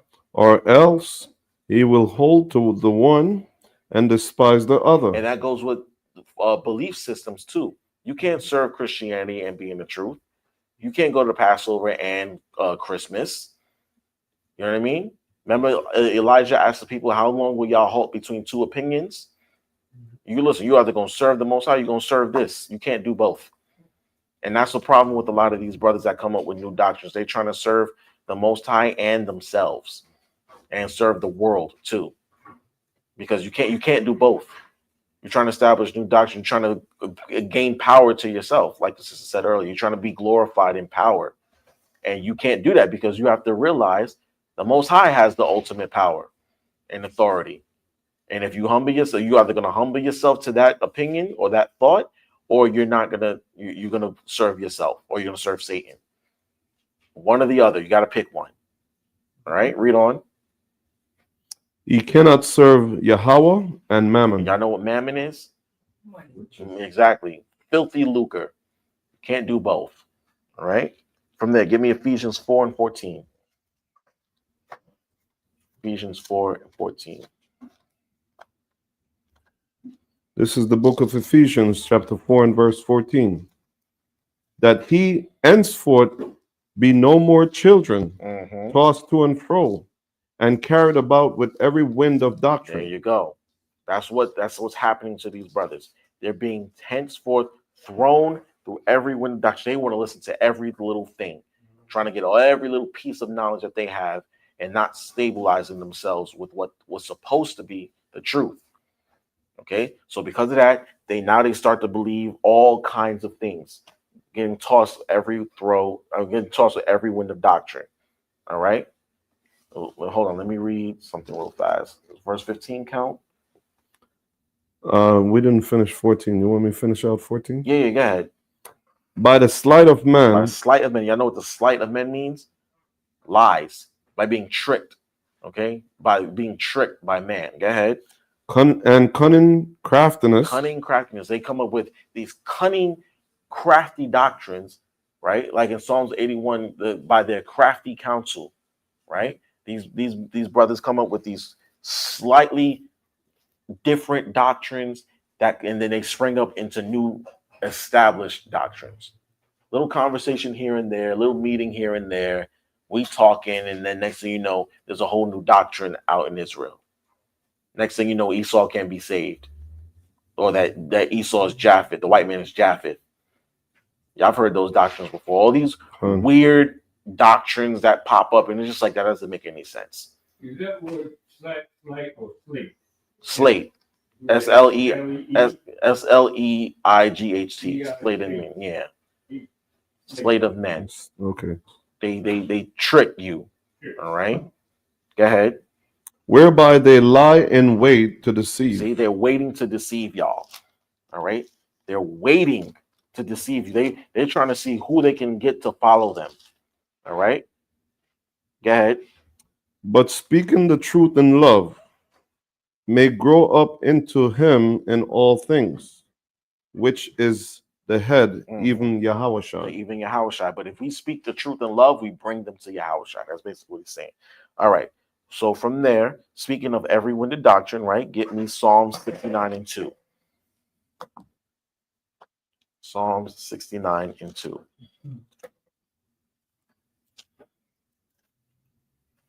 This is the book of Psalms, chapter 69 and verse 2. I sink in deep miry, where there is no standing. I am come into deep waters, where the flood overflowed me. That's what happens to these brothers. They get so consumed and so lost in the sauce, that they can't swim. You ever heard the term sink or swim? They sink. All right. Why? Because they did not root themselves. They did not build a strong foundation in this doctrine and in this truth. So now they drown. They drown in all these other philosophies and other doctrines, and now that's how they come up believing that the lunar Sabbath, that Esau is, that the white man is Japheth, and all these other things. You understand? So, because they did not root themselves, all right? Luke 6 and 48. This is what we've been saying the entire time, basically. Luke 6 and 48. I'm almost done, y'all. Now looking at these comments, What are they saying? one guy is just like says these things. These are. Is it nonsense? Yeah. Speaking nonsense. But he wants to know what happens when the elders go. Oh, I read that already. When the elders go off, we the congregation are supposed to rebuke them and hold them accountable. Who else? Or the other elders, right? If the other elders are wise and prudent, then they're supposed to sit down with them and say, "Hey, look. That's not the program here. If not, then we the congregation are supposed to do that." All right. Yes, we went over that. He said, "Yeah, he saw something from IUIC teach that about sex on the Sabbath." See, What? I'm not the first time that. See, it's not the first time that has been heard before. Madness. BS Was what? vexing. Oh. Okay, so let me ask you a question, right? We can see this is how easy it is to destroy that doctrine, right? What happens when you have sex? What are you now? You're unclean. Thank you. So how are you going to come up in the Sabbath? Thank you. Isaiah 58, verse 13 and 14. We are not supposed to be engaging our pleasure on the Sabbath. Hello. See how simple and easy of an explanation that was? That's in the law. You can take a shower, wash yourself. And you're unclean until the evening. And exactly. Go from you. That's in the law. Whatever, listen, let's just keep it a buck. Wherever the semen goes, it's now unclean. If it's on you, on her, on the bed sheets, your clothes, you got to wash it all, and you're unclean until the evening. That's So right. if I lay with my wife on Friday night, can I come to the service on Sunday? No. On a Saturday? No. Can I come to the Passover? No. So how can I have sex on the Sabbath? You can. You're Hello. not supposed to. You're not supposed to do that. Now, again, if you get chanced by night, like it says in, I think, what's that? If a brother has a night emission or a wet dream, Right. something that's out of his control, then yeah, you're still unclean. Right. You gotta go through the Cleansing process. There you go. So how can I have sex on the Sabbath? You see how you see what happens when you actually go back to the scriptures and destroy the doctrine? That's what I'm talking about. These weird doctrines that come up that go against the scriptures, and the scriptures make it plain. You can't do that. You're not supposed to do that. Most I say, draw nigh to me, and I shall draw nigh to you. Come on now. Sin. He said, "Eat carrot and not sinners." So now, when we go and sin, asking Most High and putting blood, the Most High said, "Get away from me." There you go. I'm not talking. Bless you. All right. Luke 6:48. Luke chapter 6 and verse 48. He is like a man which built an house and dig deep and laid the foundation on a rock. And when the flood arose, the stream beat vehemently upon the house and could not shake it, for it was founded upon a rock. See, there you go. He said, a man that listens to my sayings, that's what he's like. He built his house upon a rock, a solid foundation. What's the foundation? The commandments, right? And when the flood came, or those every wind of doctrines, once those new doctrines started to flood over him, he didn't get shook. He didn't start to believe it. Why? We just did a perfect example of it. Why can you not have sex on the Sabbath? Because it makes you unclean according to the law. And you saw how easy it was for y'all to not get shaken by that because you know the law. Go ahead, Caleb. Yeah, it's just the same way when it comes to the law. Having the foundation of the law is so important, because in the Sunday church or other churches, they would come up with the doctrine of, okay, that's Done away with. It's done away with, meaning you can eat pork now. That's done away with. You can eat shellfish. You can eat lobster, whatever. It's all done away with. All you got to do now is just bless it and eat it. There you go. There you go. If you wanted to feed them, whether any brothers or sisters from any camp, and they come with their foolishness and in violation of the law, right? When you go to Isaiah 8 and 20, see, there you go. Almost I tell you, to the law and to the testimony. They speak not upon this and do it. Okay, he said, there's no light in them. No light in them. Don't listen to them. Don't listen to them. They're full of darkness. Okay, I don't care. You say, I'm an Israelite and I wear my garments, fringes. If you come not upon the law and the testimony. Okay, you're not my brother if you're not acting. Hello. So y'all see how easy it was for y'all to not get swayed by that, because you know the law. You built the foundation upon a rock. So when that flood came, when that wind of doctrine came, hold on, Caleb, it didn't shake you. You didn't fall off and say, "Oh, I believe it now." No, you realize that's foolishness, madness. Yeah, Caleb. I got the scripture for you with the copulation. Okay, go ahead. It said, "And if any man's seed of copulation." Oh, chapter and verse, yes. Leviticus 15 and verse 16. I'm sorry. Go ahead. And if any man's seed of copulation go out from him. So if you have, as men, if we have an orgasm, all right, and ejaculate, let's just call it plainly what it is, all right? All right? You have it, you have that orgasm and you ejaculate the semen. Go ahead. Then he shall wash all his flesh in water. You got to take a whole shower, a whole body shower. All right, go ahead. And be unclean until the evening. There you go. So how are you going to have sex on the Sabbath day, on Friday night? How? You're unclean until the next evening. You're unclean the whole Sabbath. Thank you. You can't come to the congregation. You're unclean. How do you do that? How?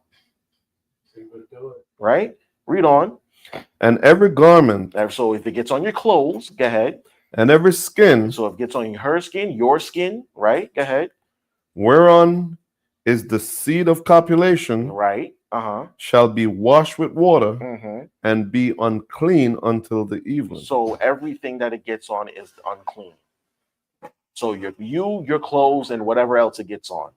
Go ahead.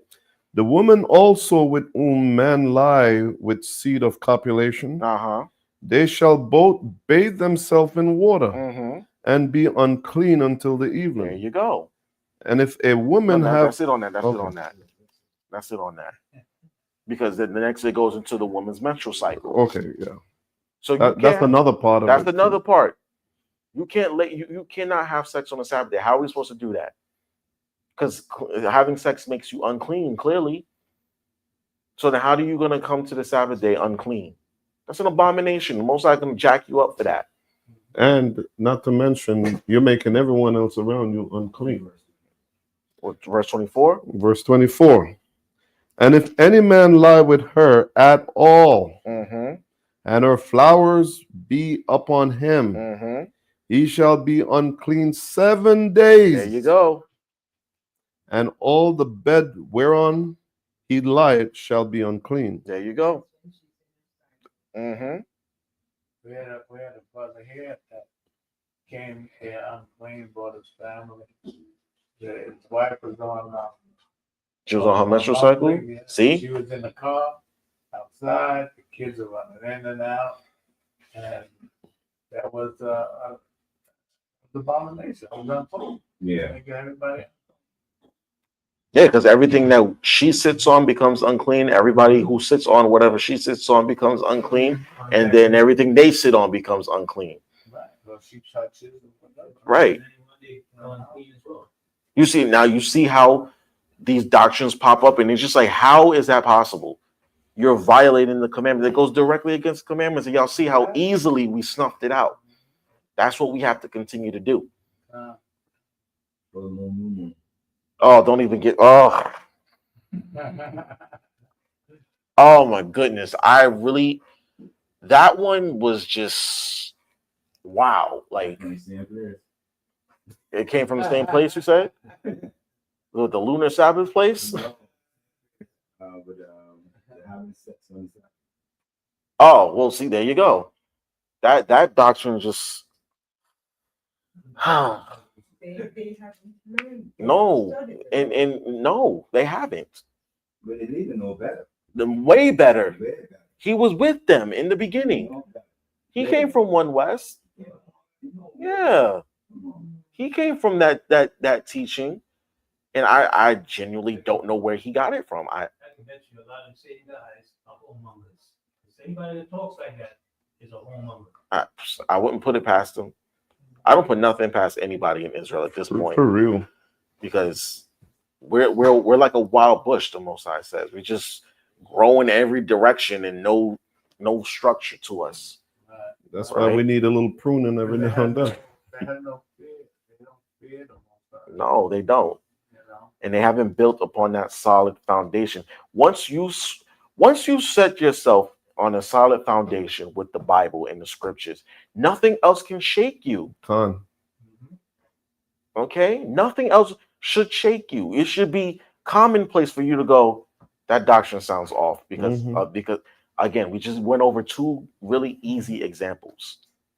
And that's why it's imperative to understand the laws. Yes, Because once you know the law, which is the foundation, it's very hard to be shaken. get Psalms 111 and 10. A good understanding have all they that do his commandments. Once you start keeping the commandments, things start making too much sense to you. Like, oh, that's why that happens. Get that in Psalms 111 and 10. But you can know the commandments and still not.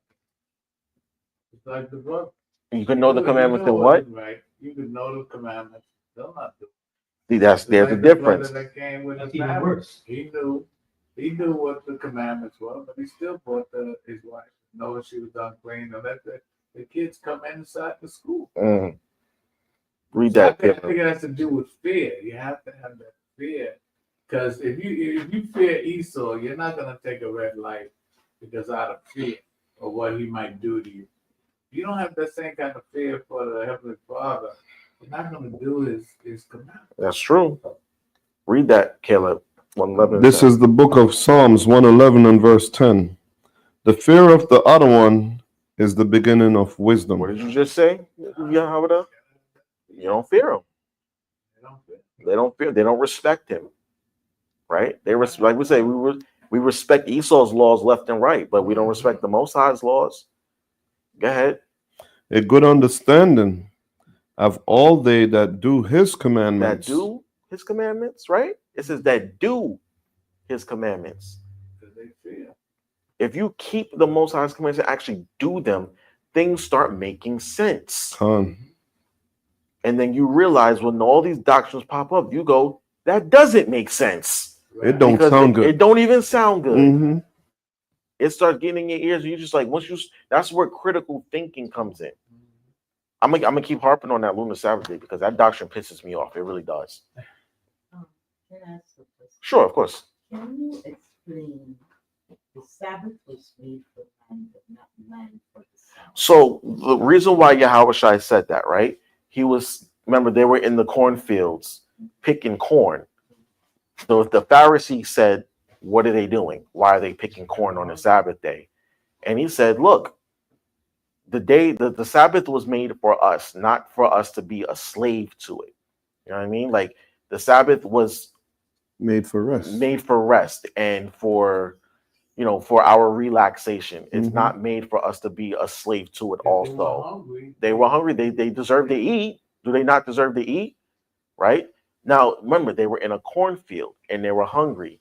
So they have to go all the way back to wherever they were living just to get a bite to eat? Or can we eat some corn right here? Right. But remember when the Most High caused manna to fall, and you told us not to go out on the seventh day, but to stay in and rest. Mm. And there were people who went out on the Sabbath day, the seventh day, to gather in manna. Right. That's That was being disobedient. right. That was just straight up disobedience. Right. That was straight up disobedience. This is a different situation where they're actually out in the field doing ministry work and they were just hungry.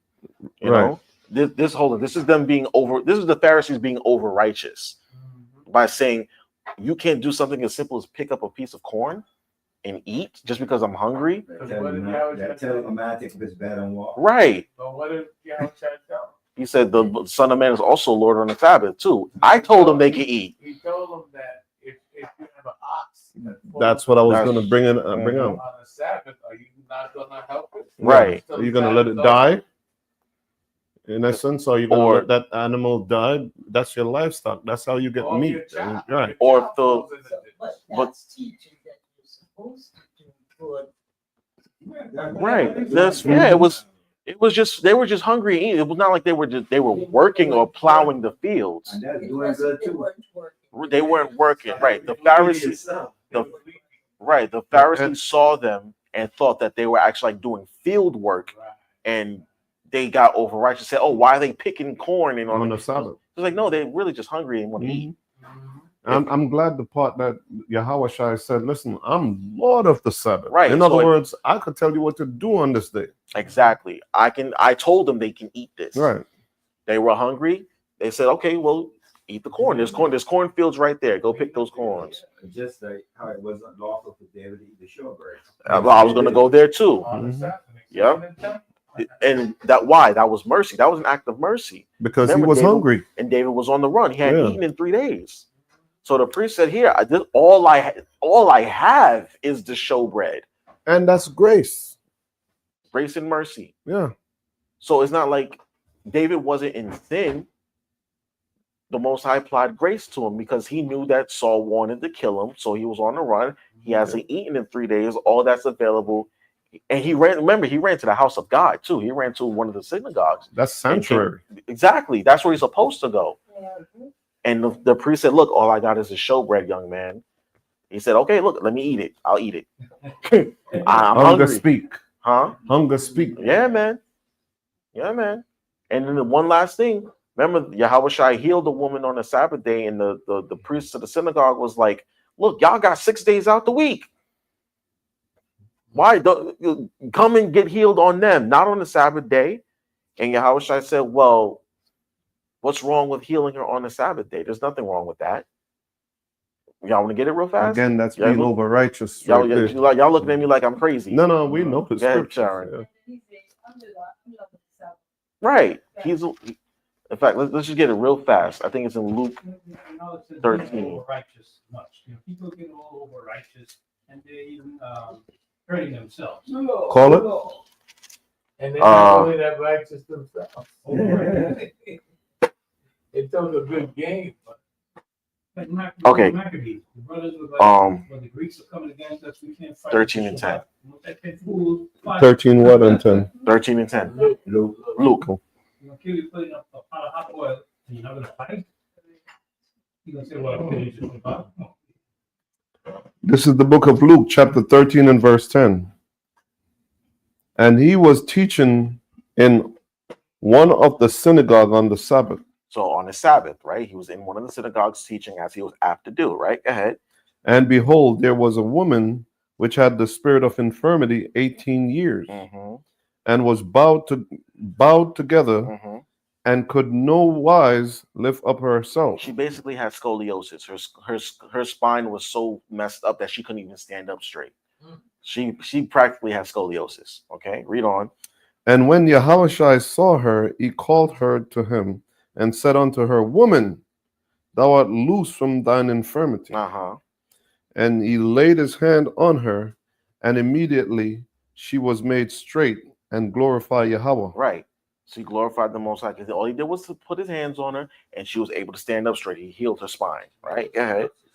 And the rulers of the synagogue answered with indignation, because Yahushua had healed her on the Sabbath day. See, they was upset. It's like, why is he doing this on the Sabbath? Why? It's the Sabbath day. And listen to what he says. Go ahead. And said unto the people, There are 6 days in which men ought to work. In them, therefore, come and be healed, Mm-hmm. and not on the Sabbath day. Can you imagine if hospitals closed on Sabbath days on a Saturday? You get shot in the leg. You can't go to the ER. They go, come back tomorrow. We closed. We ain't supposed to do no work. That's basically what this ruler is saying. This woman has been suffering from scoliosis for 18 years. Can't stand up straight. But a man comes and heals her on a Sabbath day, and you're upset. Never mind the fact that she's been dealing with this thing for 18 years. You're mad that she got healed on the Sabbath day. Think about that for a second, y'all. Think about that. Read on. Verse 15. And the other one then answered him and said, Thou hypocrite, Mm-hmm. You say he called him a hypocrite, right? Read on. do it not each one of you on the Sabbath day lose his ox or his ass from the stall, Mm-hmm. and lead him away to water? So do you not let your animals out and lead them to water on the Sabbath day? Lead him from his chambers, his whatchamacallits, right? Let him loose. Go ahead. And ought not this woman, being a daughter of Abraham, Being a daughter of Abraham, she's one of the chosen, right? Go ahead. whom Satan hath bound, Who Satan had control. He had his hand on her for all these years, right? Go ahead. lo, these 18 years, Mm-hmm. be loosed from the bond on the Sabbath day? So Satan had a hold on her for 18 years, and you're upset because he finally let her go on the Sabbath day, but yet you let all your animals loose on the Sabbath day. So now you're upset. Make it make sense, right? Read on. And when he had said these things, all his adversaries were ashamed. They were ashamed of themselves because they thought that way. It's like, Dad, this woman really has been messed up for 18 years. Now she's free. But you're upset because it happened on the Sabbath day. You see that, sis? How they were being over righteous. That's what that was about. And just like the rule of synagogues being over righteous. That's all. Okay. The brother wanted to know He says there were churches that said you couldn't flush the toilet back in the day on, I guess, on the Sabbath. He said, can you address the false doctrine about women not having to cover their heads when not praying or prophesying? That's a teaching that's been popping up too. Yeah. Lord have mercy. Okay, so this is where Amalek's over righteousness comes in. They literally do nothing on the Sabbath day. Like they don't even use light bulbs, or they Press the button on into an the elevator. Right. You can't make this stuff up. They got a special elevator in certain buildings that they use on the Sabbath day only. Right? That again, that's just them being over righteous. So if you have to use the toilet on the Sabbath day, you're not gonna flush it. That's disgusting. Matter of fact, and You gotta go. You can't hold it. matter of fact, Moses told you that when you do that, when you defecate, you should turn around and cover it up because the angels are walking among you. There And, you go. Yeah. So how is that possible? That's Like, come on. do away with that. Like who come up with that? Well, Who came up with that? That's taboo. That you can't flush the toilet on the Sabbath day? No. Flush toilets back in the day. I guess he meant on the Sabbath. Man, my Uncle Mike. Don't eat a cheeseburger. Right. Because they said it because that you can't mix the milk and the meat. Right. The milk and Right. and mix the and milk and meat there for the angels. Yeah, Come on now. It's heavy on the digestive system. The combination is stress. It creates stress in the body in terms of But that's everything. not what that was for. They Right. read that law. That you can't make that see the cow's milk, right. Right. They came up with that. that's Right. why. Cheese the meat. That's Right. what she's saying is cheese is milk in a coagulated form. Yeah, But- but The wisdom of the Most High and our ancestors were teaching us if we intake that, it is stress on the body. that is not what our law is for. That law is for you can't kill the little sheep when it's still nursing. Right. That's what that was for. no, sis, what you're saying is correct. Yeah, What- but you can still cheese and meat. Right. What you're saying is correct. That the But milk you and the can, cheese. But I'm telling you, it does happen in the body. Right. That's Some people come sis. with indigestion. That's correct. Yeah. That is harmful for the body. But what they're saying is that you can't eat milk and cheese together because of what the law says. The law says that you can't eat a young calf or something like that, like veal. Right, an animal that's younger than a year old that's still nursing, because it's like representing killing the young. You know what I mean? That's not of nature. That's Yes. what that's how they came up with that law. Yes. Yeah, that's why that. They won't know about that. Huh? No, they won't know about that. They have read that in the law. Right. They won't know the civil milk and meat together. Right. They read it in the law. Right. And they came up with that. They came up with that. But what you're saying is correct, that it's harmful, that milk and cheese and meat together like that is harmful for the body. Absolutely. It's too much on the body. Absolutely. It takes the body forever to digest red meat. So add milk to that too, that's something that we're supposed to stay away from as we get older. Yeah. It's harmful for the body. But that doctrine they came up with on their own. That's something they misinterpreted from the law. But they didn't have that speed up. Yeah. Yeah. All right, real fast. So to wrap this up, what's going to happen to these brothers? We'll see, right? Get me Matthew 13:24. This is what's going to happen to Are you them. gonna be able to head children? We'll have to discuss that another time because we got to wrap up because it's almost new moon time. What do you want to know about that? Or he wants to know that the doctrine about women not having to cover their heads when not praying or When not prophesying, praying, yeah, when not praying, like when they're out of school or they're outside in the world, they don't need their head to be covered. I would have to, It's only when you're praying and prophesying. right. That's what I've been taught. Well, I don't know, because I'll- it says that the angels, they're Only not when just, you're they're not praying. just present. Only when you're praying and prophesying. Yeah, but the angels woman. are not just present while you're in school. Well, when you're praying or prophesying, Well, you're that's present what all the time. that's what the scriptures say. We dealing when you praying to the Most High prophesying.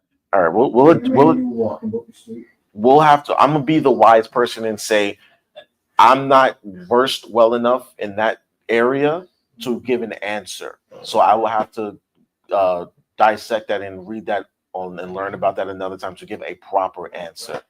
Okay, that's what I'm gonna say about that. But I can say that about this. What's gonna happen to these brothers that come up in this, that, and the third? All right, go ahead. Matthew 13 and 24. Matthew chapter 13 and verse 24. Another parable put he forth unto them, saying, The kingdom of heaven is likened unto a man which sowed good seed in his field. Mm-hmm. But while man slept, his enemy came and sowed tares among the wheat, Right. and went his way. Right. So an enemy came and sowed tares among the wheats, right? We'll understand who that is later. Go ahead. But when the blade was sprung up and brought forth fruit, then appeared the tares also. So the servants of the householder came and said unto him, Sir, didst not thou sow good seed in thy field? Mm-hmm. From whence then hath it tares? He said unto them, An enemy hath done this. Mm-hmm. The servants said unto him, Wilt thou then that we go and gather them up? Right. So the servants came to him and said, Wait, where didn't you sow good seed? Where did all these tares come from? How does it that these things popped up like this? How did these new doctrines come up? If we establish doctrine through the Holy Spirit, where do these other doctrines come from? Right? All these other brothers and weird sisters come from, right? Come on.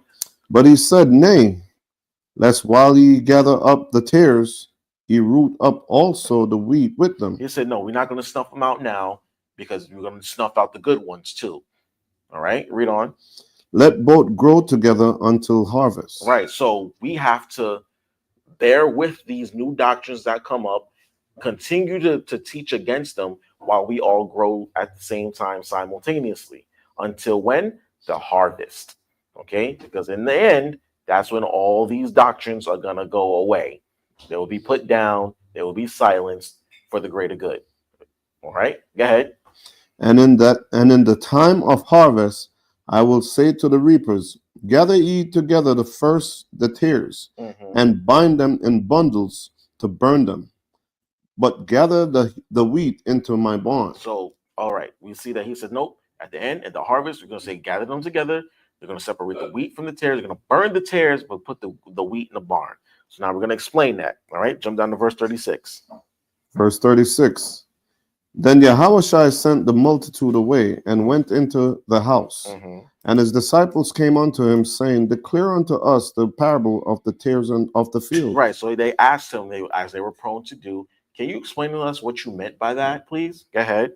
He answered and said unto them, He that soweth the good seed is the Son of Man. Right, so the sower is the Son of Man, which is him, right? Go ahead. The field is the world. Uh-huh. The good seed are the children of the kingdom. Uh-huh. But the tares are the children of the wicked one. So we all have to come together, right? We all have to grow up together. We all got sold together, but yet we all grew up a little differently, right? We all came into the truth a little differently. And those are the children of the kingdom. We all grew up through the children of the wicked one too. We grew up side by side together, right? These brothers that come up with these new doctrines, guess what? We all grow up side by side together. Khan? All right, read on. The enemy that sowed them is the devil. The devil. So you see where it came from. It's the devil.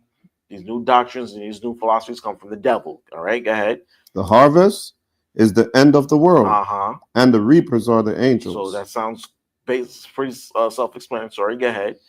As therefore the tares are gathered and burned in the fire, so shall it be in the end of this world. There you go. So you see what's going to happen to all those tares. They're going to get burned in the fire. All right, read on. The Son of Man shall send forth his angels, and they shall gather out of the kingdom all things that offend, and them which do iniquity. So heresy is an iniquity. Blasphemy is an iniquity. Okay? All these men, all these brothers and sisters who come up with these new doctrines, they're iniquitous and they are, offensive. Okay? And they're going to be burned with fire. There's no other way around it, unless they repent, of course. All right, read on. And shall cast them into a furnace of fire. Mm-hmm. There shall be wailing and gnashing of teeth. Crying and there's going to be a lot of that going on. All right, go ahead. Then shall the righteous shine forth as the sun in the kingdom of their Father. Mm-hmm. Who had ears to hear, let him hear. There you go. So we're going to see what's going to happen to these doctrines. They're going to get smashed. They're going to be destroyed, and those who teach them and follow them are going to be thrown away in the furnace as tares. All right. I'm going to end my class there, and hopefully I don't fall victim to these new doctrines that be popping up in the world. All right. With that, I say shalom. Shalom. Lord.